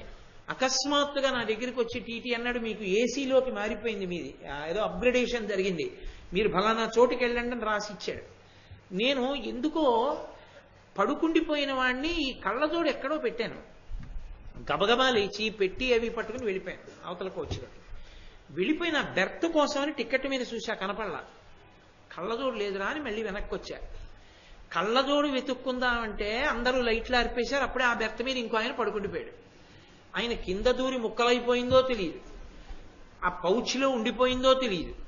కళ్ళజోడు లేకపోతే నా బెర్త్ నెంబర్ కూడా నాకు కనపడదు. ఎలా అంటే, నేను ఎందుకు చెప్పానంటే ఈ ఉదాహరణ, కంటికి చూడగలిగిన శక్తి పరిమితమైపోబట్టి కదూ ఆ బాధ వచ్చింది. అది అలా ఎందుకు ఉంచలేదు ఈశ్వరుడు? మధ్య మధ్యలో నేను ఎందుకు ఇబ్బంది పడుతుంటాను? ఏదో చేసిన పాపం ఈ బలహీనత వల్ల పోతూ ఉంటుంది ఆ కష్టం రూపంలో. కాబట్టి చేసిన పాపాలు ఉన్నాయి, ఆ పాపాలని ఈ శరీరంతో కడగాలి. ఎలా కడగచ్చో తెలుసా? ఈ చేతితోనే ఇలా చూపించకు, ఈ చేతిని అని చూపించు. మీకేం పర్వాలేదు, నేనున్నాను అని కనీసం మాట సాయం చేయి. ఈ చేతిని ఆపన్నులకు అందించు, ఈ చేతిని ఇలా పెట్టు. అందుకే భగవంతుడు ఈ చేతిని ఎప్పుడూ కూడా ఇక్కడికి వచ్చేటప్పటికీ ఇలా పెట్టడానికి వీలుగా ఇలా వెడుతుంది తప్ప ఈ చేతిని ఇలా వెనక్కి వంచేయడానికి, ఇక తిరగడానికి అవకాశం ఇవ్వాల. పాడైపోతావురా, ఇది వెనక్కి పోతే ఇలా ముందుకే వెళ్ళేట్టు చూసుకో, బతుకుతావు, బాగుపడతావు, గతంలో చేసుకున్న పాపాలు పోతాయి, ఇలా పెట్టడం నేర్చుకో అని. కాబట్టి ఇవి ముందు కొంగుతాయి శాస్త్రంలో. కాబట్టి శరీరంతో నువ్వు మళ్ళీ పుణ్యం చేస్తే శరీరంతో చేసిన పాపాలని తుడుచుకుంటావు. వాక్కుతో చేసిన పాపాలు ఉంటాయి. ఎవరినో నిందించావు, ఎవరినో బాధ పెట్టావు, నీ ఇష్టం వచ్చినట్లు మాట్లాడావు. ఇప్పుడు ఆ పాపాలన్నీ నోటితో మాట్లాడుతున్న మంచి మాటల వలన పోతాయి. గతంలో మనసుతో ఏవో పాపాలు చేశావు, ప్రత్యక్షంగా చేయకపోయినా వాణ్ణి పట్టుకు కొట్టేస్తే నిజంగా వాడి ముక్కు వెంట నిత్తురు కారిపోతే అని మనసుతో ఊహించావు. ఇప్పుడు మనసుతో మంచి పని చెయ్యి. నువ్వు శరీరంతో వెళ్ళకపోయినా హోర్ర వానబడుతోంది, అయ్యప్ప స్వామి దేవాలయంలోకి వచ్చి ప్రదక్షిణం చేసి కృష్ణ పరమాత్మని పరదేవతని అలా దత్తాత్రేయ స్వామిని అలా మెట్లెక్కి పైకెక్కెళ్ళి సింధూరం రంగుతో ఉన్నటువంటి గణపతిని అలా తిరిగి వచ్చి నిలబడిన సుబ్రహ్మణ్య స్వామిని ఇలా వచ్చి ఆ గంటల మధ్యలో ధ్వజస్తంభాన్ని అలా ముందుకెళ్ళి యోగపట్టంతో కూర్చున్నటువంటి అయ్యప్ప స్వామిని ఆయన పక్కన వెలుగుతున్నటువంటి దీపాలని దీపాల కాంతులలో స్వామి వైభవాన్ని ఆ పక్కన ఉన్న అరుగుల్ని రోజూ జరిగేటటువంటి గణపతి హోమం వేదికని మహాభారత ప్రసంగాలు జరుగుతున్నటువంటి వేదికని కూర్చున్నటువంటి భాగవతుల్ని అందరినీ మనసుతో ఊహ చెయ్యి. మంచి విషయాల్ని ఊహ చేస్తే ఆ ఊహ చేసినటువంటి కారణం చేత మనసుతో చేసినటువంటి పాపాలు పోతాయి. శరీరముతో చేసిన పాపములు పోగొట్టాలి, మనసుతో చేసిన పాపాలు పోగొట్టాలి, వాక్కుతో చేసిన పాపములు పోగొట్టుకోవాలి. ఇలా నువ్వు పోగొట్టుకోకుండా కొత్తవి తలకెత్తుకుంటే ఈశ్వరుడు ఏమండవు. ఎందుకురా అలా చేస్తావని ఆయన ఏమండవు. ఎందుకని బుద్ధినిచ్చి విడిచిపెట్టాడు. తండ్రి చదువుకోరా అని కాలేజీకి పంపించాడు, మానేసి వాడు సినిమాలకు వెడితే వాడు పాడైపోతే తండ్రి తప్ప? పాడైపోయిన జనుల యొక్క తప్పు కూడా అంతే. వేదం మీద విశ్వాసం లేకుండా ఈశ్వరుడికి దూరంగా జరిగిపోయి ఇష్టం వచ్చినటువంటి కర్మలన్నీ చేసేస్తే సనాతన ధర్మమునకు ఆయువు పట్టంతా ఈ పద్యమే. ఆ కర్మ పోదు, శరీరం పోతుంది ధర్మరాజా. ఈ శరీరం పడిపోతుంది ఎప్పుడో ఒకప్పుడు. 10 ఏళ్లకో 15 ఏళ్లకో 20 ఏళ్లకో పడిపోవాలి కదా. శరీరం అన్న తర్వాత అది శాశ్వతం కాదు కదా, అది పడిపోయి తీరుతుంది. మా తాతగారు వెళ్ళిపోలా, మా తండ్రి గారు వెళ్ళిపోతారు అందరూ. కాబట్టి శరీరం వెళ్ళిపోతుంది. కానీ శరీరం ఉండగా నువ్వు చేసిన కర్మ పోదు, ఆ ఫలితం వస్తుంది. వచ్చి దానిని బట్టి ఉత్తర జన్మలు సుఖము దుఃఖము నిర్ణయింపబడతాయి. సుఖం అంటే ఇంకా పైకి ఎక్కాలా, ఇక ఎక్కడానికి అవకాశం లేకుండా జారిపోవాలా, ఇక కర్తృత్వాధికారం ఉండదు, ఇక పాపము పుణ్యము చేసే అధికారం ఉండదు. ఉండకుండా పోవడమే మిగిలిన శరీరాల్లోకి వెళ్ళిపోవడం. ఇప్పుడు ఓ పిల్లి పరిగెత్తుకుంటూ ఇలా వచ్చేసింది అనుకోండి, గబగబా లేచి బయటికి తోలేస్తారు. ఓ కుక్క వచ్చి విందామని ఇలా కూర్చుంది అనుకోండి, బయటికి పంపించేస్తారు. అదే వాడు విన్నాడా వినలేదా, అర్థం చేసుకున్నాడా అర్థం చేసుకోలేడా వదిలేయండి. ఒక మనుష్యుడు వచ్చి కూర్చున్నాడు అనుకోండి, అంగీకరిస్తారు. అది మనుష్య శరీరానికి ఉన్నటువంటి గొప్పతనం. ఈ శరీరంలోకి వచ్చి నువ్వు ఏం చేసుకున్నా అదృష్టం ఇప్పుడే, దీంతోనే చెయ్యాలి.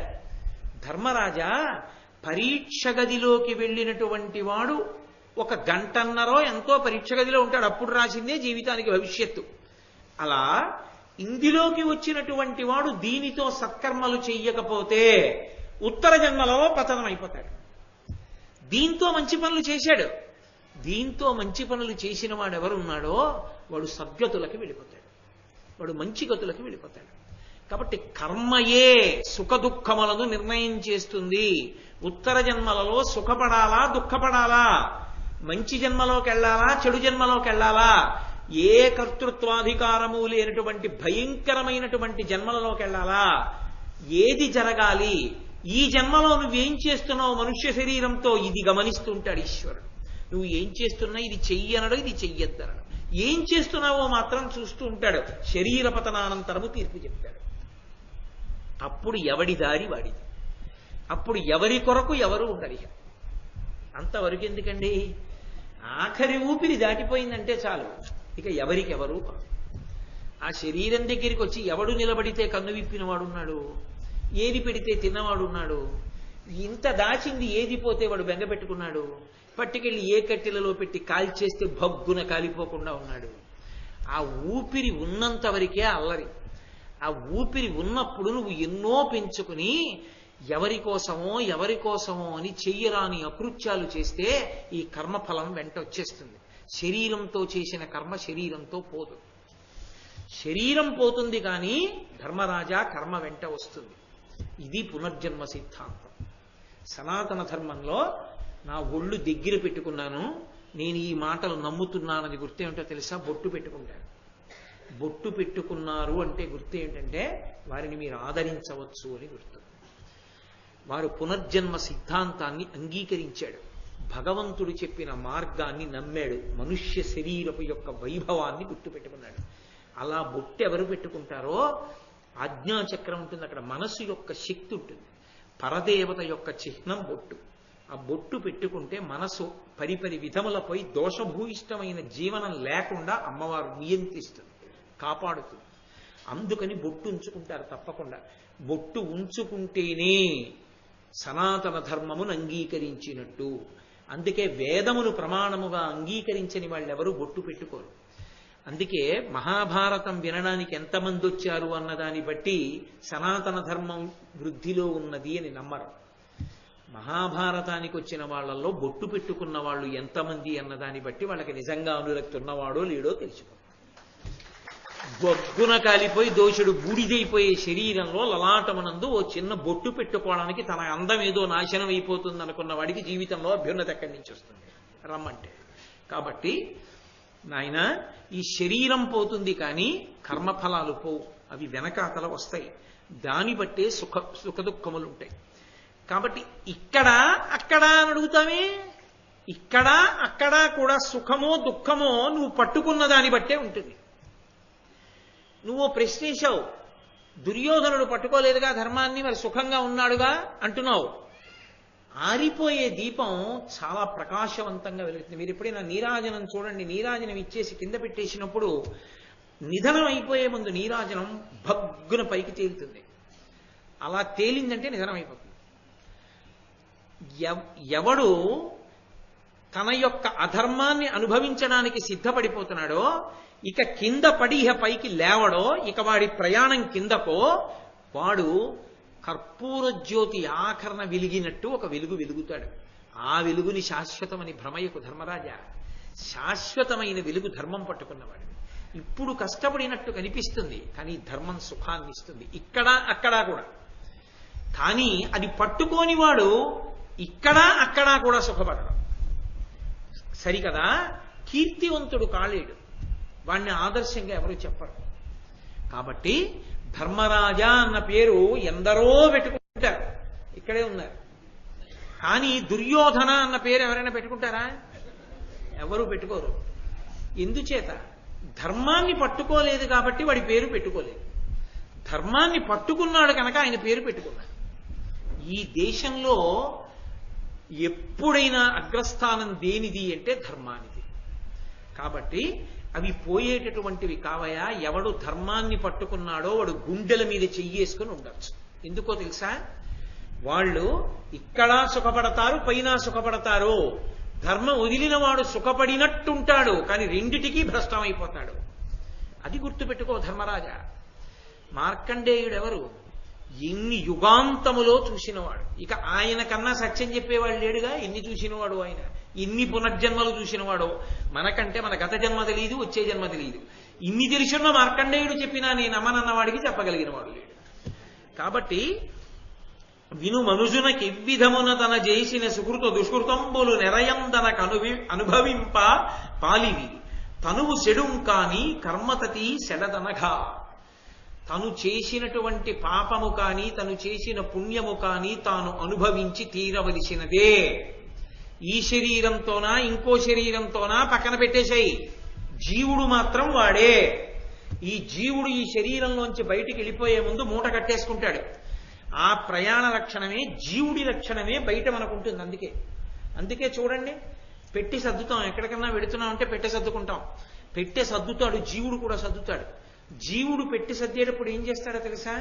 ముందు ఇంద్రియముల యొక్క శక్తులను వెనక్కి తీసుకుంటాడు, లాక్కుంటాడు. కంటికి చూసే శక్తిని, చెవికి వినే శక్తిని, ముక్కుకి వాసన చూసే శక్తిని, నాలుక యొక్క రుచి శక్తిని, చర్మం యొక్క స్పర్శ శక్తిని వెనక్కి లాక్కుంటాడు. లాగి మనసులో పెడతాడు. మనసులో పెట్టి ఇప్పుడు ఈ మనసు వాసనా బలాన్ని పట్టుకుంటుంది.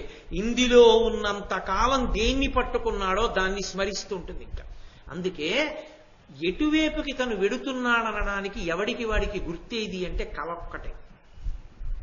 కళలో ఏం కనపడుతోందో దాన్ని బట్టి చెప్పేసేయచ్చు. దేని మీద మనసు ఉండిపోయిందో దాన్నే మనసు కళలో చూపిస్తుంది. కళలో అక్కర్లేని విషయాలు కనపడుతున్నాయంటే ఈశ్వరాభిముఖం చెయ్యాలి. కళలో కూడా భారతం కనపడుతోంది, పద్యాలు కనపడుతున్నాయి, అవే ఏవో చెప్పుకుంటున్నాడు, దాని గురించి అల్లరి పడుతున్నాడు అంటే బెంగపెట్టుకోక్కర్లేదు. ఎందుకని అంటే ఇదే అలవాటు ఉండిపోతుంది చివర. ఇంద్రియ వాసనల్ని మనసు పట్టుకుంటుంది, మనసు వాసనా బలాన్ని పట్టుకుంటుంది, పట్టుకుని ఎట్నుంచి పారిపోదామని చూస్తుంది. భాగవతంలో మీరు విన్నారు, ప్రజ్వరుడు అని వస్తాడు, వాడు కోట శిథిలం చేస్తాడు. ప్రజ్వరుడు అంటే జ్వరం, వ్యాధి. వాడు కోట యొక్క సంధిబంధములను విడగొట్టేస్తాడు. ఇక కాళ్ళు చేతులు అవి కదలవు. అప్పుడు అందుకే కొడుకొచ్చి నాన్నగారండి నాన్నగారండి నరుస్తాడు. అంటాడు కానీ వినపడదు. ఎందుకనంటే తీసేసుకుంది, జీవుడు వెనక్కి తీసేసింది వినేశక్తిని. ఇంకే కొడుకు తులసి నీళ్లు పోయడం ఏమిటి? నువ్వెందుకు తాగలా? ఈశ్వరుడి పాదాల మీద పోసి తీర్థం ఎందుకు పుచ్చుకోవాలా? ఉన్నప్పుడు వాడిపోయడం ఎందుకు? కర్మ. హాయిగా నువ్వు నారాయణ నారాయణ నారాయణ నారాయణ నారాయణ నారాయణ అంటూ చక్కగా సాలగ్రామం మీద నీళ్లు పోసి శ్రీ మహావిష్ణు పాదోదకం పావనం శుభం అని నువ్వే పుచ్చుకుంటే గొడవ వదిలిపోనుగా. ఒంట్లో ఓపికన్నప్పుడు వదిలేశావా? 70 ఏళ్ళో 80 ఏళ్ళో కొడుకు తులసి నీళ్లు పోస్తేనేమో నరుపా. ఎందుకు వచ్చి నల్లరి? లాగి బారేస్తాడు జీవుడు, లాగి బయటికి వెళ్ళిపోవాలి. ఇంకెందుకు? శిథిలమైపోయింది కోట. ఇక ఊపిరి తీయట్లేదు, మనసు ఊపిరి మీద ఆధారపడుతుంది, ఆగిపోతుంది వేగం. బయటికి వెళ్ళిపోవాలి తొందరగా, అందుని వెతుక్కుంటూ ఉంటుంది. ఈశ్వరుడు అప్పుడు శాసనం చేస్తాడు. పైకి వెళ్ళొచ్చా చూస్తాడు. ఊర్ధ్వముఖ చలనం చెయ్యాలి అంటే పుణ్యబలం ఉండాలి, శాస్త్రమునందు నమ్మకం ఉండాలి, గురుపాదముల యందు గౌరవం ఉండాలి. అది ఉన్నవాడు ఊర్ధ్వముఖ చలనాన్ని అంగీకరిస్తాడు. లేనినాడు అధోముఖంగా చలనం చేసి కిందకెళ్ళి వెతుక్కుంటుంది దారి. వెతుక్కుని కనీసం స్వేదరంధ్రంలోంచి వెళ్ళిపోతాడు. అంతే.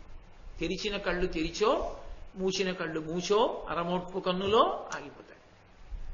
ఎప్పుడు అయిపోతాడు ఎవరికీ తెలియదు, చటుక్కున అయిపోతాడు.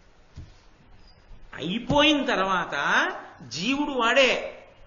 ఈ జీవుడే చేసిన పాపపుణ్యాల్ని బట్టి పోతాడు ఇంకో శరీరంలోకి, అక్కడ అనుభవిస్తాడు. ఇక్కడ ఒకరికి పెట్టింది లేదు, అక్కడ తినడానికి ఉండదు, ఆకలి బాధప్పుడు. ఒక్కనాడు ఒక్కళ్ళకి మంచినీళ్ళు ఇచ్చింది లేదు, దాహం బాధప్పుడు అనుభవిస్తాడు. కాబట్టి ధర్మరాజా, ఈ శరీరంతో చేసినవి ఇక్కడ పోతాయనుకోకు, ఈ శరీరంతో చేసినవే తర్వాతకు వస్తాయి. శరీరం పోతుంది, చేసినవి మాత్రం మూట కట్టుకుని ఎడతాడు. అందుకే మహానుభావుడు కంచికామకోటి పీఠాధిపత్యం వహించిన మహాపురుషులు పరమాచార్య సభలకెడితే ఒక్క విషయం అడిగేవారు, మీకు అది ఇస్తాం ఇది ఇస్తామంటే నాకు వద్దు, కాషాయం కట్టుకున్నా నాకెందుకు, ఇస్తానన్నారుగా నేను అడుగుతాను ఇస్తారా అని అడిగేవారు. ఏమిమ్మంటారు చెప్పండి? ప్రతిరోజు మీకున్నటువంటి 24 గంటల్లో 2 నిమిషాల సమయాన్ని నాకు ఇచ్చేస్తారా? ఇచ్చేస్తున్నాం. 2 నిమిషాలు నాకు ఇచ్చారు, ఏ 2 నిమిషాలైనా పర్వాలేదు, ఆ 2 నిమిషాలు మీవి కావు, కాబట్టి రోజు 2 నిమిషాలు శ్రీరామనామని చెప్పండి అనేవారు. ఉద్ధరించడానికి కనీసం ఆయనకి ఇచ్చే మాట తప్పుతామనైనా నామని చెప్పి ఉద్ధరణ పొందుతాడు. కాబట్టి ధర్మరాజా, చేసిన కర్మ పోతుందని అనుకోవద్దు, కర్మయే పునర్జన్మని నిర్ణయిస్తుంది. ఒకప్పుడు పరమాచార్య స్వామి వారు సంచారంలో ఉన్నారు. సనాతన ధర్మమునకు చెందని ఒక వ్యక్తి పునర్జన్మ సిద్ధాంతాన్ని అంగీకరించిన ఆవిడ పరమాచార్య స్వామి వారి దగ్గరికి వచ్చి, ఈ జన్మలో చేసుకున్న పాపపుణ్యములను బట్టి ఉత్తర జన్మ ఉంటుందని మీరు ఎలా చెప్తారని అడిగింది. ఆయన నవ్వి అన్నారు, ఈ పక్కనే ప్రసూతి హాస్పిటల్ ఒకటి ఉంది, అందులోకి వెళ్ళి ఎన్ని గదులున్నాయి, ఎంతమంది చేరారు, తల్లిదండ్రులు ఎవరో, ఎంతమంది పుట్టారు రాసుకుని రేపు రా అన్నారు. ఆవిడ వెళ్ళి రాసుకొచ్చింది. ఏం రాశావు అన్నారు. మొట్టమొదట ఉన్న 5 ఏసీ రూమ్స్. ఆ ఏసీ రూమ్స్ లో ఉన్న వాళ్ళు మొట్టమొదట ఆయన కలెక్టర్ గారు, 2వ ఆయన ఎస్పీ గారు, 3వ ఆయన జాయింట్ కలెక్టర్ గారు, 4వ ఆయన పెద్ద ఐశ్వర్యవంతుడు వ్యాపారస్తుడు, 5వ ఆయన జన్మతః ఐశ్వర్యవంతుడు. వీళ్ళకి బిడ్డలు పుట్టారు, 5 ఏసీ రూమ్స్ లో ఉన్నారు. ఇంకొక 5 మామూలు గదులు, రోహిణీ కార్తె అయినా కరెంట్ ఉంటే ఫ్యాన్ మీద నమ్మకం ఉన్న గదులు. ఆ గదుల్లో ఏదో పాపం ఎల్డీసీలు వాళ్ళు వాళ్ళ గదుల్లో, ఆ గదుల్లో వాళ్ళు పుట్టారు. ఒక ఆవిడికి ప్రసవం అయిపోయింది, పచ్చని తినడానికి కూడా లేదు, అందుకని ఆ పక్కనే తెర కట్టి బల్ల మీద పడుకోబెట్టి పురుడు పోశారు. వీళ్ళకు పుట్టారు పిల్లలు, అయితే ఏమిటంటారన్నారు. పరమాచార్య స్వామి గారు నవ్వి, నువ్వే చెప్పావు అన్నారు. ఆవిడ వెంటనే లేచి ఆయన కాళ్ళ మీద పడిపోయింది. చేసుకున్నది ఉన్నది కాబట్టే కలెక్టర్ గారికి కొడుకుగా పుట్టాడు, చేసుకున్నది ఉన్నది కాబట్టే ఎస్పీ గారికి కొడుకుగా పుట్టాడు, చేసుకున్నది లేదు కాబట్టే పాపం ఆ పిచ్చి తల్లికి పాలివ్వడానికి పచ్చని తినడానికి కూడా లేని దరిద్రురాలికి కొడుకుగా పుట్టాడు. ఎవడు చేసుకున్నదేదో అర్థమైందా పునర్జన్మలో? మహాప్రభో అర్థమైందని ఆవిడ కాళ్ళ మీద పడిపోయి. కాబట్టి కర్మ వెంట రాదు అనుకోవడం పొరపాటు. ఏది చేశావో అది నీ వెంట వస్తుంది, వచ్చి తీరుతుంది. అసలు అది లేనివాడు ఎవడిష్టం వచ్చినట్లు వాడు ఉంటాడండి. అసలు అది లేదనుకోండి, ఇంకా శాసనం ఏమిటి? ఎవడిని ఎవడు ఆపగలడు నాకు చెప్పండి? ఆపలేరు. ఈశ్వరుడు సృష్టి అయోమయంతో చెయ్యడు. వేదాన్ని ఇచ్చినప్పుడు ధర్మాన్ని ఆయన పెట్టకుండా వదిలిపెట్టేస్తే బలం ఉన్నవాడు బలహీనుడిని కొట్టేయడండి. కొట్టేస్తాడు, అయిపోతుంది అంతే. ఇంకా ధర్మం అన్నది లేకపోతే, శిక్ష అన్నది ఈశ్వర వ్యవస్థలోనే లేకపోతే అది అయోమయం కాదు.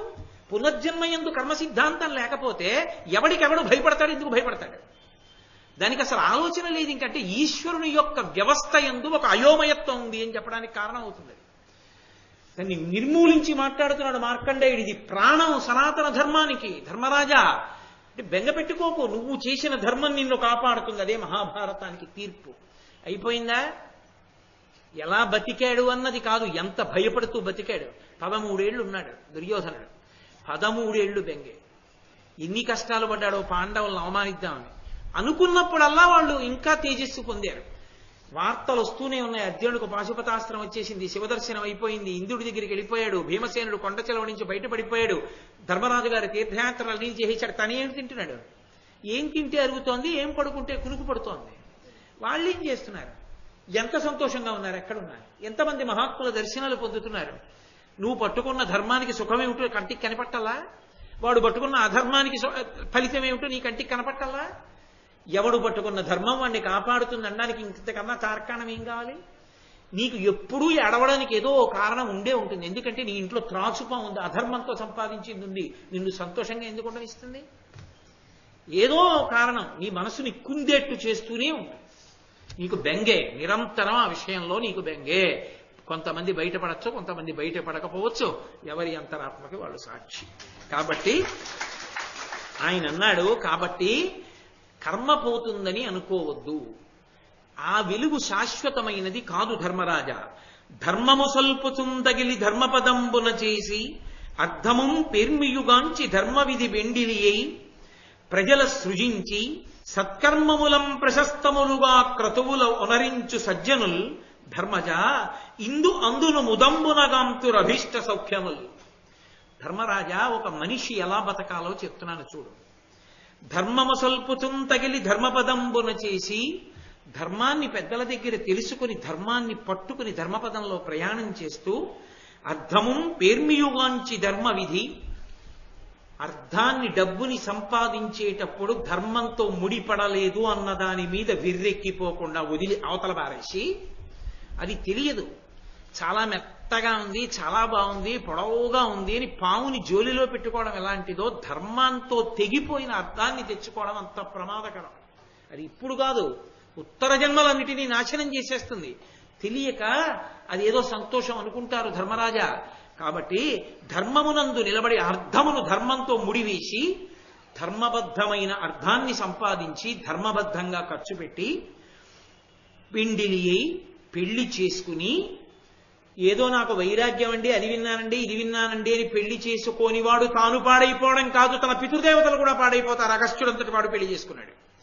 కాబట్టి పెళ్లి చేసుకు తీరి ప్రజలను సృజించి బిడ్డల్ని కని పితృరుణం తీర్చుకుని సత్కర్మములం ప్రశస్తములుగా క్రతువుల్ ఒనరించి సజ్జనులైనటువంటి వాళ్ళు తమకి ధార్మికంగా వచ్చిన దానితో సంతోషంగా కాలం గడుపుతూ, విశ్వనాథ సత్యనారాయణ గారి 1000 పడగల్లో ఓ మరచెంబు కోసం దంపతులు ఇద్దరూ మాట్లాడుకుని మురిసిపోయినట్టు చక్కగా ఉన్నదాంతో పరమ సంతోషంగా జీవనం చేస్తూ ఆనందంగా గడిపేస్తూ జీవనాన్ని క్రతువుల్ ఒనరించు సజ్జనులు, ఎప్పుడు ఈశ్వరుణ్ణి నమ్ముకుని హాయిగా ఓ దేవాలయానికి వెళ్ళడం, ఓ ప్రదక్షిణం చేసుకోవడం, ఓ నదిలో స్నానం చేయడం, యజ్ఞయాగాది క్రతువులు చేయడం, తను క్రతువులు జరుగుతున్న చోటికి వెళ్ళడం, చక్కగా ప్రదక్షిణం చేయడం, ఓ నమస్కారం చేయడం, భగవంతుని యందు భక్తితో ఉండడం నేర్చుకున్నవాడు ధర్మజ.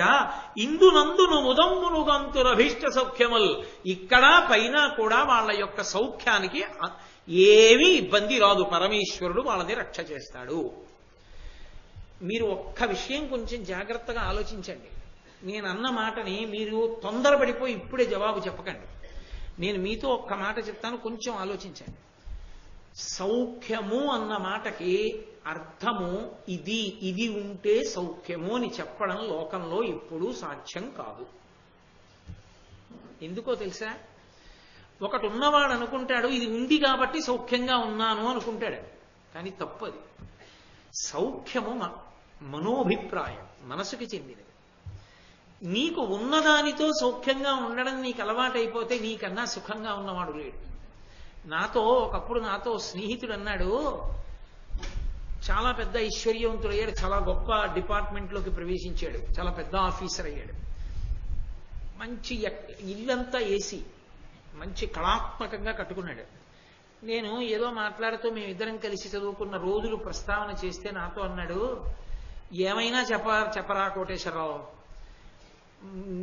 నువ్వు కలిసి చదువుకున్న రోజుల్లో మాకేం ఉండేది కాదు కదూ, 2 గదులు ఇల్లేగా మాకు, 2 గదుల ఇంట్లో మాకు సీలింగ్ ఫ్యాన్ కొనుక్కోవడానికి డబ్బులు లేకపోతే టేబుల్ ఫ్యాన్ ఉండేది. ఆ టేబుల్ ఫ్యాన్ దగ్గర ఎవరు పడుకోవాలి అంటే ఎవరో ఒకళ్ళకే పెట్టుకుంటే ఇబ్బందని తలలు ఇలా మా అక్క తలపెడితే నేను ఇలా తలపెట్టి, మా తమ్ముడు ఇలా తలపెడితే మా అన్నయ్య ఇలా తలపెట్టి, అందరం తలకాయలన్నీ ఒక వరుస క్రమంలో పెట్టి ఆ తలలకి మధ్యలోకి వచ్చేట్టుగా టేబుల్ ఫ్యాన్ పెట్టుకుని ఆసిలేషన్ పెట్టకుండా అట్టే పెడితే అందరి ముఖాల మించి గాలి తగులుతుంటే అందరి తలలు ఇలా, నేను నా వెనక నా తమ్ముడు మా అక్క చెల్లి అలా పడుకున్నాం కదా. అందరం అక్కడే ఉన్నాం కాబట్టి రాత్రి 10:30 వరకు ఏదో మాట్లాడుకుంటూ నవ్వుకుంటుంటే పడుకుని అమ్మ వచ్చి బుద్ధుందా లేదా 10 పడుకోండి అంటే అప్పుడు గప్చిప్గా పడుకున్న రోజుల్లో పొందినటువంటి ఆ ఆనందం ముందు ఈ ఏసీల్లో లేదురా. ఇప్పుడు అది బరువు అనిపించింది. ఇప్పుడు దీని ముందు దాని ముందు ఇది ఏమీ కాదనిపిస్తుంది.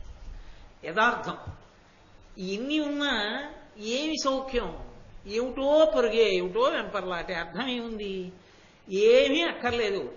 ఓ రూపాయి పావల రబ్బర్ బంతి ఒక్కటి ఉంటే చేతిలో 3 గంటల పాటు పరిగెత్తుతూ 7 పెంకు ముక్కలు పేర్చుకుని వాటిని కొట్టుకుంటూ అవుట్ అంటూ నాట్ అవుట్ అంటూ పరిగెడుతూ వాణ్ణి తప్పుకోమని వీడిని తప్పుకోమని మురిసిపోతూ మేం గెలిచామని మేం ఓడిపోయామని ఒళ్ళంతా చెమట పట్టేసి నూతి దగ్గరికి వెళ్ళి ఆ నీళ్ళన్నీ ఎత్తి మీద పోసేసుకుని శుభ్రంగా ఒళ్ళు తుడిచేసుకుని ఇంట్లోకి వెళ్ళిపోతే అమ్మ ఆ పౌడర్ చేతిలో వేసుకుని ఒళ్ళంతా పేత వేస్తుందని అమ్మ చేతుల్లోనూ చంకల్లోనూ ఆ పౌడర్ రాసేసి అమ్మ అన్నం పెడితే మజ్జిగ అన్నంలోకి వచ్చేటప్పటికే కళ్ళు పడిపోతుంటే వెళ్ళి పడుకుని హాయిగా నిద్రపోయినటువంటి సౌఖ్యం ముందు ఏ ఉద్యోగం ఎన్ని లక్షలు సంపాదిస్తే ఉంది.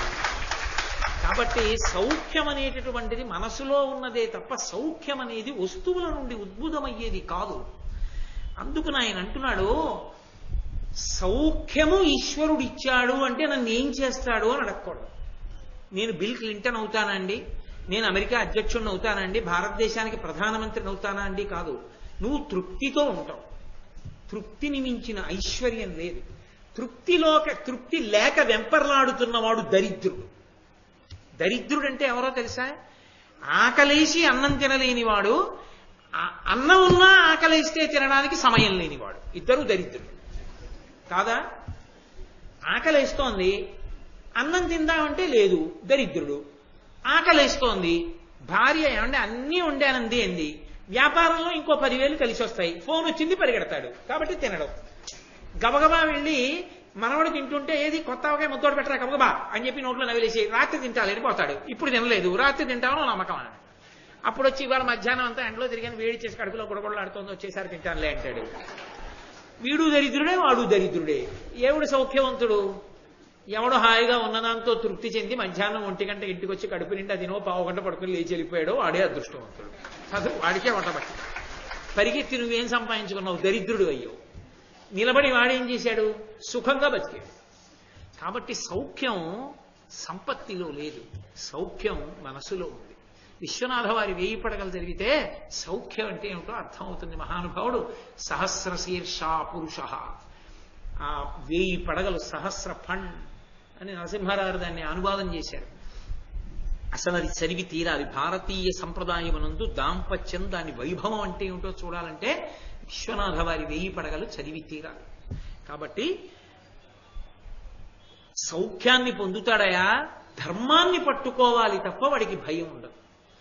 ధర్మాన్ని విడిచిపెట్టేస్తే ఎన్నొస్తున్నా కడుపులో బెంగగానే ఉంటుంది. కాబట్టి ధర్మరాజా, చేసిన కర్మ ఏమవుతుంది అని అడక్కో. చేసిన కర్మ ఇక్కడా సుఖపెడుతుంది, అక్కడా సుఖపెడుతుంది. నన్నయ్య గారు బాగా నడిపించారు. ఎర్రాప్రగడ గారు మొదట్లోనే ఆపారు మార్కండేయ మహర్షిని తీసుకొచ్చి. వెళ్ళటం లేదు, 4 పద్యాలు అవల. ఎంత అయిందన్నది కాదు, నేను ఆర్తితో ఎంత చెప్పగలిగానన్నది ప్రధానం. ఏదో ఇన్ని పేజీలు సిలబస్ అదేమన్నా అవ్వకపోతే నష్టమే ఉంది. తుమ్ముకోవడం నువ్వే శ్రీరామ అనుకోవడం నువ్వే శ్రీరామరక్ష అనుకోవడం అనుకోకండి, అలా అనుకుంటూ ఉంటాను. కాబట్టి నీవు చేసిన కర్మ ఎక్కడికో పోతుందని నువ్వు అనుకోకు ధర్మరాజా. చేసిన కర్మలే, అందులో ఉండేటటువంటి పాపపుణ్యములే మనిషిని కాపాడతాయి. అయితే మీరు ఒక్క విషయాన్ని బాగా గుర్తుపెట్టుకోండి. పాపము చెయ్యకుండా ఉండడానికి, పుణ్యము చెయ్యడానికి అవకాశం మనసు కల్పించడానికి 2 మార్గాలు ఉంటాయి. 3వ మార్గం ఉండదు. అంటే మనిషికి చాలా దగ్గరగా వచ్చి నిలబడే మార్గాలు 2. అయితే మొదటి దాన్ని ఒప్పుకోవడానికి ఓ ధైర్యం ఒకటి ఉండాలి. అది ఉన్నవాడే దాన్ని ఆలోచించగలడు. ఏరా ఇది వెళ్ళిపోతుందా వెళ్ళిపోదా, నిజం చెప్పేయి. పోన్లే ఇప్పుడు కాదు 20 ఏళ్ల తర్వాత అనుకో, వెళ్తుందా? వెళుతుంది. వెళ్ళిన తరువాత ఎవరో ఒకళ్ళకి జవాబు చెప్పాలా ఏం చేశామని అడిగితే? అంటే ఇది 2012, 2022, 2032, 2033 సంవత్సరానికి ఒక కొత్త శరీరంలోకి ఎడతాం. 2033లో పొందేటటువంటి కొత్త శరీరం ఎలా ఉండాలని అనుకుంటున్నావు? అంటే ఓ ప్రణాళిక ఇస్తుంది కదా. మంచి ఐశ్వర్యం ఉండాలి, మంచి మనసు ఉండాలి, 10 మందిని సంతోష పెట్టాలి, మంచి భార్య ఉండాలి. ఏం చేశావని ఇస్తుందిరా? ఇస్తారా? అయితే ఏం చేయమంటావు? పోనో పని చేయి, వాళ్ళ నుంచి ఒక రోజులో రోజుకి ₹1 నేను దానం చేస్తాను, లేదా ఎవరితోనైనా కాసేపు మంచిగా మాట్లాడతాను. ఇవాళ నుంచి నేను ఒక సాధన చేస్తా. ఆ మనిషి వెనక ఏకవచన ప్రయోగం చెయ్యను, బహువచన ప్రయోగమే చేస్తా. ఎవరినైనా గౌరవంగా ఆయన అనే మాట్లాడతా, వాడు అనను. ఇక నుంచి అనో ఏదో ఒక నిర్ణయం చేసుకుని ఇవాల్టి రోజు రాత్రి పడుకున్నప్పుడు కనీసం నేను ఒక్క మంచి పని చేశానన్న తృప్తితో పడుకుని, పర్వాలేదు ఆయుర్దాయంలో కొంత నేను సంపాదించుకుంటున్నాను, బయట పాస్బుక్ లోకి లోపల జీవుడి పాస్బుక్ లోకి కూడా పడుతున్నాయి అన్న తృప్తి ఉంటే పుణ్యం మీద అనురక్తి ఉంటుంది కాదు. ఇది వెడుతుందంటే ఇది వెళ్ళి తీరుతుంది అంటే ఓ నమ్మకం ఉంటుంది. చేసుకోవాలి కదరా, మరి లేకపోతే ఎక్కడి నుంచి వస్తుంది? ఇది ఉంటే కదా చేయడం. ఇది పడిపోతే మళ్ళీ చేయడం ఎలా? చెప్పేవాడు ఎవడు దొరుకుతాడు? చేయడానికి అవకాశం ఏది? ఓ కుక్కను ₹11 దానం చేయమంటే చేస్తుందా? అక్షయ తృతీయ జలభాండం దానం చేయంటే కుక్క చేస్తుందా? చేస్తే పుచ్చుకుంటారా? మనిషే కదా చెయ్యాలి. ఒరే ఓ నీటి కుండ కూడా ఇవ్వకపోతే మన బతుకు ఏమైపోతుందిరా? ఇద్దాం, తెగిద్దాం ₹11 ఇవాళ అనైనా తెగించాలి కదా ఎప్పుడప్పుడు. కాబట్టి జీవుడి కోసం తెగించి పుణ్యం చేయడం మొదలు పెట్టాలి అంటే ఒకటి తన శరీరము యొక్క అశాశ్వతత్వమును విచారణ చేస్తుంటాడు. అందుకు శంకరాచార్యుల వారికి చికాకు వచ్చింది ఒకసారి. అరే అసలు నేను ఉండిపోతానన్నట్టు ప్రవర్తిస్తాడేట్రా ప్రతివాడు. నళినీదళగత జలమతి తరళం తత్వజీవితమతి జయ చపలం విద్ధిర్వ్యాధ్యభిమానగ్రస్తం లోకం శోకచ హంత సమస్తం అన్నారు. చెయ్యి, ఏం లోకం రా ఇది, చచ్చిపోయింది నా దృష్టిలో. ఇందువల్ల నళినీదళగత జలమతి తరళం, తామరాకు మీద నీటి బొత్తంత చెంచల నీ శరీరం. మొన్న రాత్రి ఉపన్యాసానికి వచ్చిన వాడు నిన్న తెల్లవారు కట్టలేడు. కాబట్టి నళినీదళగత జలమతి తరళం తత్వజీవితం అతిశయ చపలం, జీవితం అంత చపలం. విద్ధిర్వ్యాధ్యభిమానగ్రస్తం, ఈ లోపల చెయ్యవలసింది వదిలిపెట్టేస్తున్నాడా? ఇంకా ఎవరో మావాళ్ళు దాని మీద తాపత్రయపడిపోతున్నాడు, ఒంట్లో ఏదో బాగోలేదు దానికోసం ఏదో బాధపడిపోతున్నాడా తప్ప అసలు బాధపడవలసిన దాని గురించి బాధపడలేదురా. వచ్చే జన్మ ఉందని ఆలోచించడం ఎవడు? కాబట్టి విద్ధిర్వ్యాధ్యభిమానగ్రస్తం లోకం శోకచ హంత సమస్తం, ఈ లోకం శోకంతో హతమైపోయింది, చచ్చిపోయింది అన్నారు శంకరాచార్య వారు. అని మళ్ళీ ఆయనే నేనే కోప్పడితే ఎలా అని కాతే కాంత కస్తే పుత్ర సంసారో యమతీవ విచిత్ర కస్యత్వం కక్కుతయాయాత తత్వం చింతియ తదీయభ్రాత అన్నారు. ఒక్క ప్రశ్నేస్తాను చెప్పు, మీ ఆవిడెవరు? మా ఆవిడ నాకు తెలియపోవడం ఫలానా మా అత్తగారు మామగారు అమ్మాయి. మీ అత్తగారి కడుపులోకి రాకముందు ఏమో నాకేం తెలుసు? మీ పిల్లలు పోని మా పిల్లలు అంటున్నావుగా, మా ఆవిడ కడుపులోంచి వచ్చారు. మీ ఆవిడ కడుపులోకి రాకముందు, మా ఆవిడ కడుపులోకి రాకముందు ఏమో నాకు తెలియదు. ఫోన్లే వాళ్ళ గురించి తెలియదు. కశ్యత్వం, నువ్వెవరు, ఎక్కడి నుంచి వచ్చావు? మా అమ్మ కడుపులోకి వచ్చానంటే ఎక్కడి నుంచో కడుపులోకి వచ్చానా? గుళ్ళోకి వచ్చానంటే గుళ్ళోకి ఎక్కడి నుంచో వచ్చానా? మా అమ్మ కడుపులోంచి వచ్చానంటే మా అమ్మ కడుపులోకి ఎక్కడి నుంచో వచ్చానా? అక్కడికి మళ్ళీ వెళ్ళాలా వద్దా? నిరాహార నివిష్ట పంధుల క్రియం సంసార సంచారుల్ ఒత్తురు కూడి విత్తురు సదా సంగంబులు ఏదొక్కచో.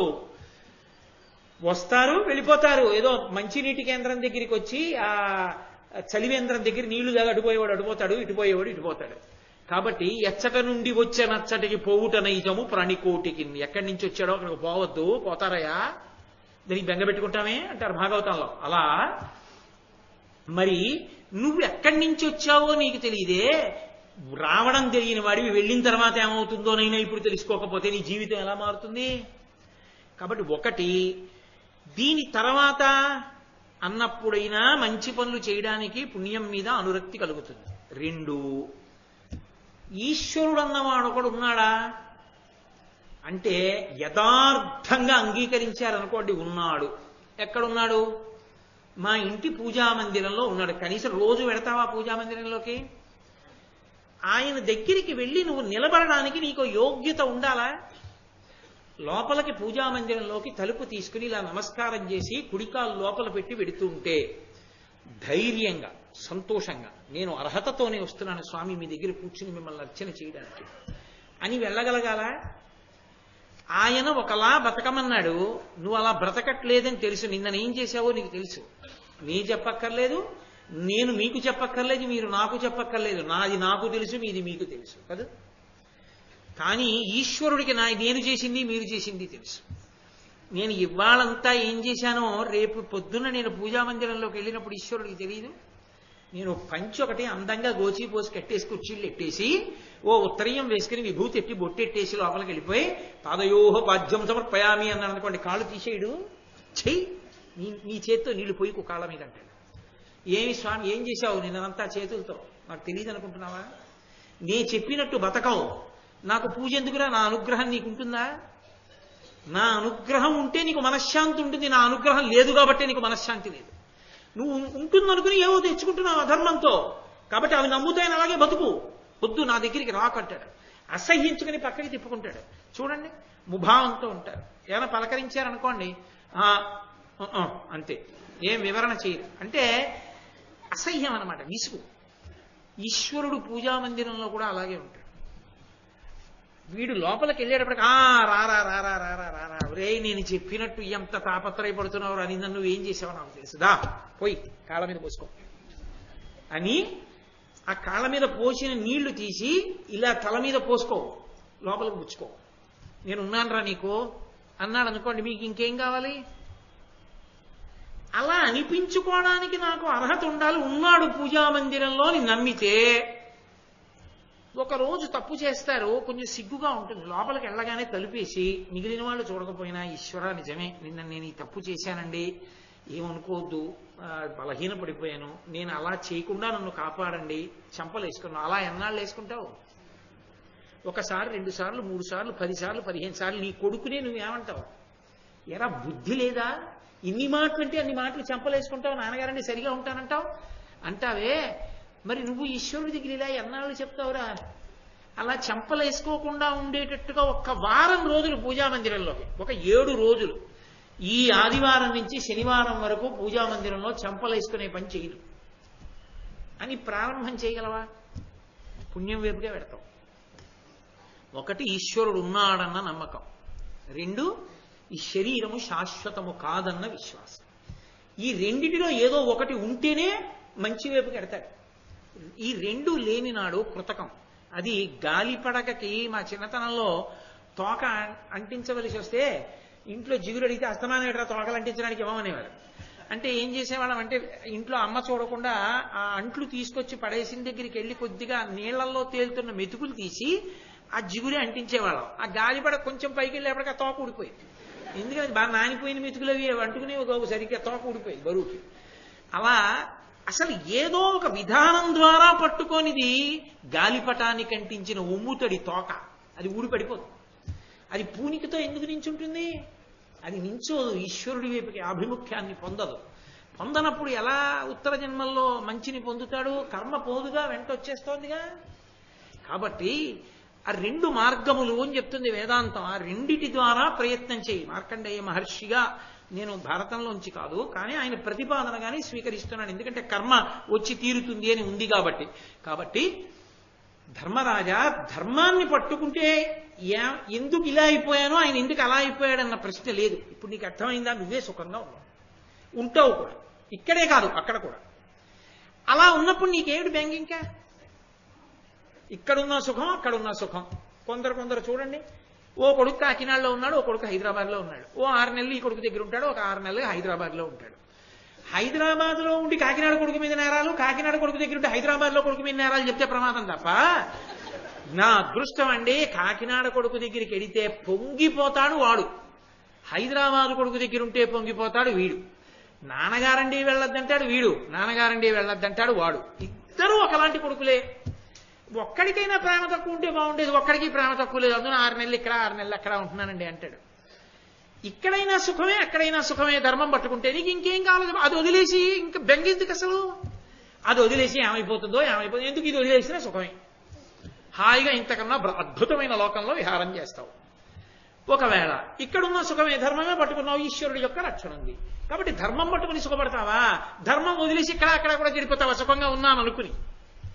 రామకృష్ణ పరమహంస అంటారు, ఉంటే నేను చాలా బాగుంది, నాకు ఏదో నవిలేస్తున్నాను నేను అనుకుని ఆ బ్రహ్మదండి ముళ్ళ కంప దగ్గరికి వెళ్ళి ఇంతంత ముళ్ళు తేరుంటాయి, దానికి దవడలు వేలాడతాయి, నవ్వుతుంది. అవి ఇలా పళ్ళల్లో గుచ్చుకుని రక్తం కారుతుంటే దానికి ఏదో చమ్మగా ఉన్నట్టు అనిపించి కొరుకుతూ ఉంటుంది. ఆఖరణ తీసేశాక విపరీతమైన పోటు వస్తుంది. చూడండి, గోకినప్పుడు బాగానే ఉంటుంది, గోకడం వదిలిపెట్టేసిన తర్వాత గోళ్లు తగిలి నెత్తురు పైకి వస్తుంది, కండూతి అంటారు.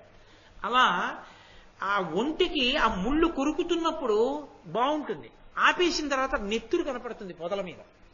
అది అనుకుంటుంది, చిచి ఇక ఈ పొదల జోలికి వెళ్ళకూడదు, ఏమిటి అనుభవించాను, ఈ ముళ్ళు కొరికి బాగుందనుకున్నాను, ఎంత నెత్తురు పోయిందో, పొదల మీద ఎంత రక్తం పడిందో, ఇక కొరకను, ఎంత నొప్పుడుతున్నాయో దవడలని పడుకుంటుంది. మర్నాటి పొద్దునకి దాని అదృష్టం ఏంటంటే ఆ దవడలని మామూలుగా అయిపోతాయి. కాసేపు మళ్ళీ కొరుకుతామని మళ్ళీ మొదలెడు. అధర్మము చేత సుఖపడతాననుకున్న వాడికి ఒక వ్యామోహం కలుగుతుంది. ఇన్ని రకాలుగా ఇన్ని తెస్తున్నాను కదా, నాకు ఎందుకు సుఖం ఉండదు అనుకుంటాడు. ఈశ్వరానుగ్రహం అన్నది ఒక్కట్లేదు కాబట్టి ఎన్ని ఉన్నా ఏడవడానికి ఒక కారణం ఉంటుంది. ధర్మం ఒక్కటి ఉంది, ఎన్ని లేవని ఊళ్ళో వాళ్ళు అనుకున్నా నువ్వు సంతోషించడానికో కారణం ఉంటుంది. ఎప్పుడూ సంతోషంగా ఉండడానికి కారణాలు ఉంటాయి. కాబట్టి ధర్మరాజా, ధర్మాన్ని విడిచిపెట్టకూడదు. కర్మ ధర్మబద్ధమై ఉన్నవాడు అదృష్టవంతుడు అని, ఆ ధర్మాన్ని పట్టుకున్న వాళ్ళు ఎంతంత అద్భుతమైన స్థితులను పొందారో. ఒక బ్రాహ్మణుడు, ఒక క్షత్రియుడు, ఎవరో బ్రాహ్మడే తరిస్తాడని మీరు అనుకోకండి. ధర్మరాజా, ఒక బ్రాహ్మణుడు ఏ స్థితిని పొందాడో, ఒక క్షత్రియుడు ఏ స్థితిని పొందాడో, ఆ ధర్మాన్ని పట్టుకున్న వాళ్ళు ఎవరెవరు ఎటువంటి స్థితులు పొందారో నీకు చెప్తా. యుగాల్లో ఇన్ని చూశాను కాబట్టి. ఇదే కాదు, ప్రళయం ఎలా ఉంటుందో కూడా నీకు చెప్తాను విను అని మొదలుపెట్టాడు మార్కండేయ మహర్షి. ద్రౌపదీదేవి వచ్చింది బయటికి. పలహారాల వేళ అయింది కదూ, రేపు మళ్ళీ సాయంకాలం మొదలు పెడతాను. కాబట్టి రేపు సాయంకాలం 6:30 కలుసుకుని కృష్ణ పరమాత్మ యొక్క అనుగ్రహంతో పలికించినంత మేర పలుకుతాను. మంగళాశాసనపరై మదాచార్య పురోగమై సర్వైశ్చ పూర్వైరాచార్యై సత్కృతాయాస్తు మంగళం. మంగళం కోసలేంద్రాయ మహనీయ గుణాత్మనే చక్రవర్తి తనూజాయ సర్వభౌమాయ మంగళం. ఉమాకాంతాయ కాంతాయ కామితార్థప్రదాయినే శ్రీగిరీశాయ దేవాయ మలినాథాయ మంగళం. సర్వం శ్రీ ఉమామహేశ్వర పరబ్రహ్మార్పణమస్తు. స్వస్తి.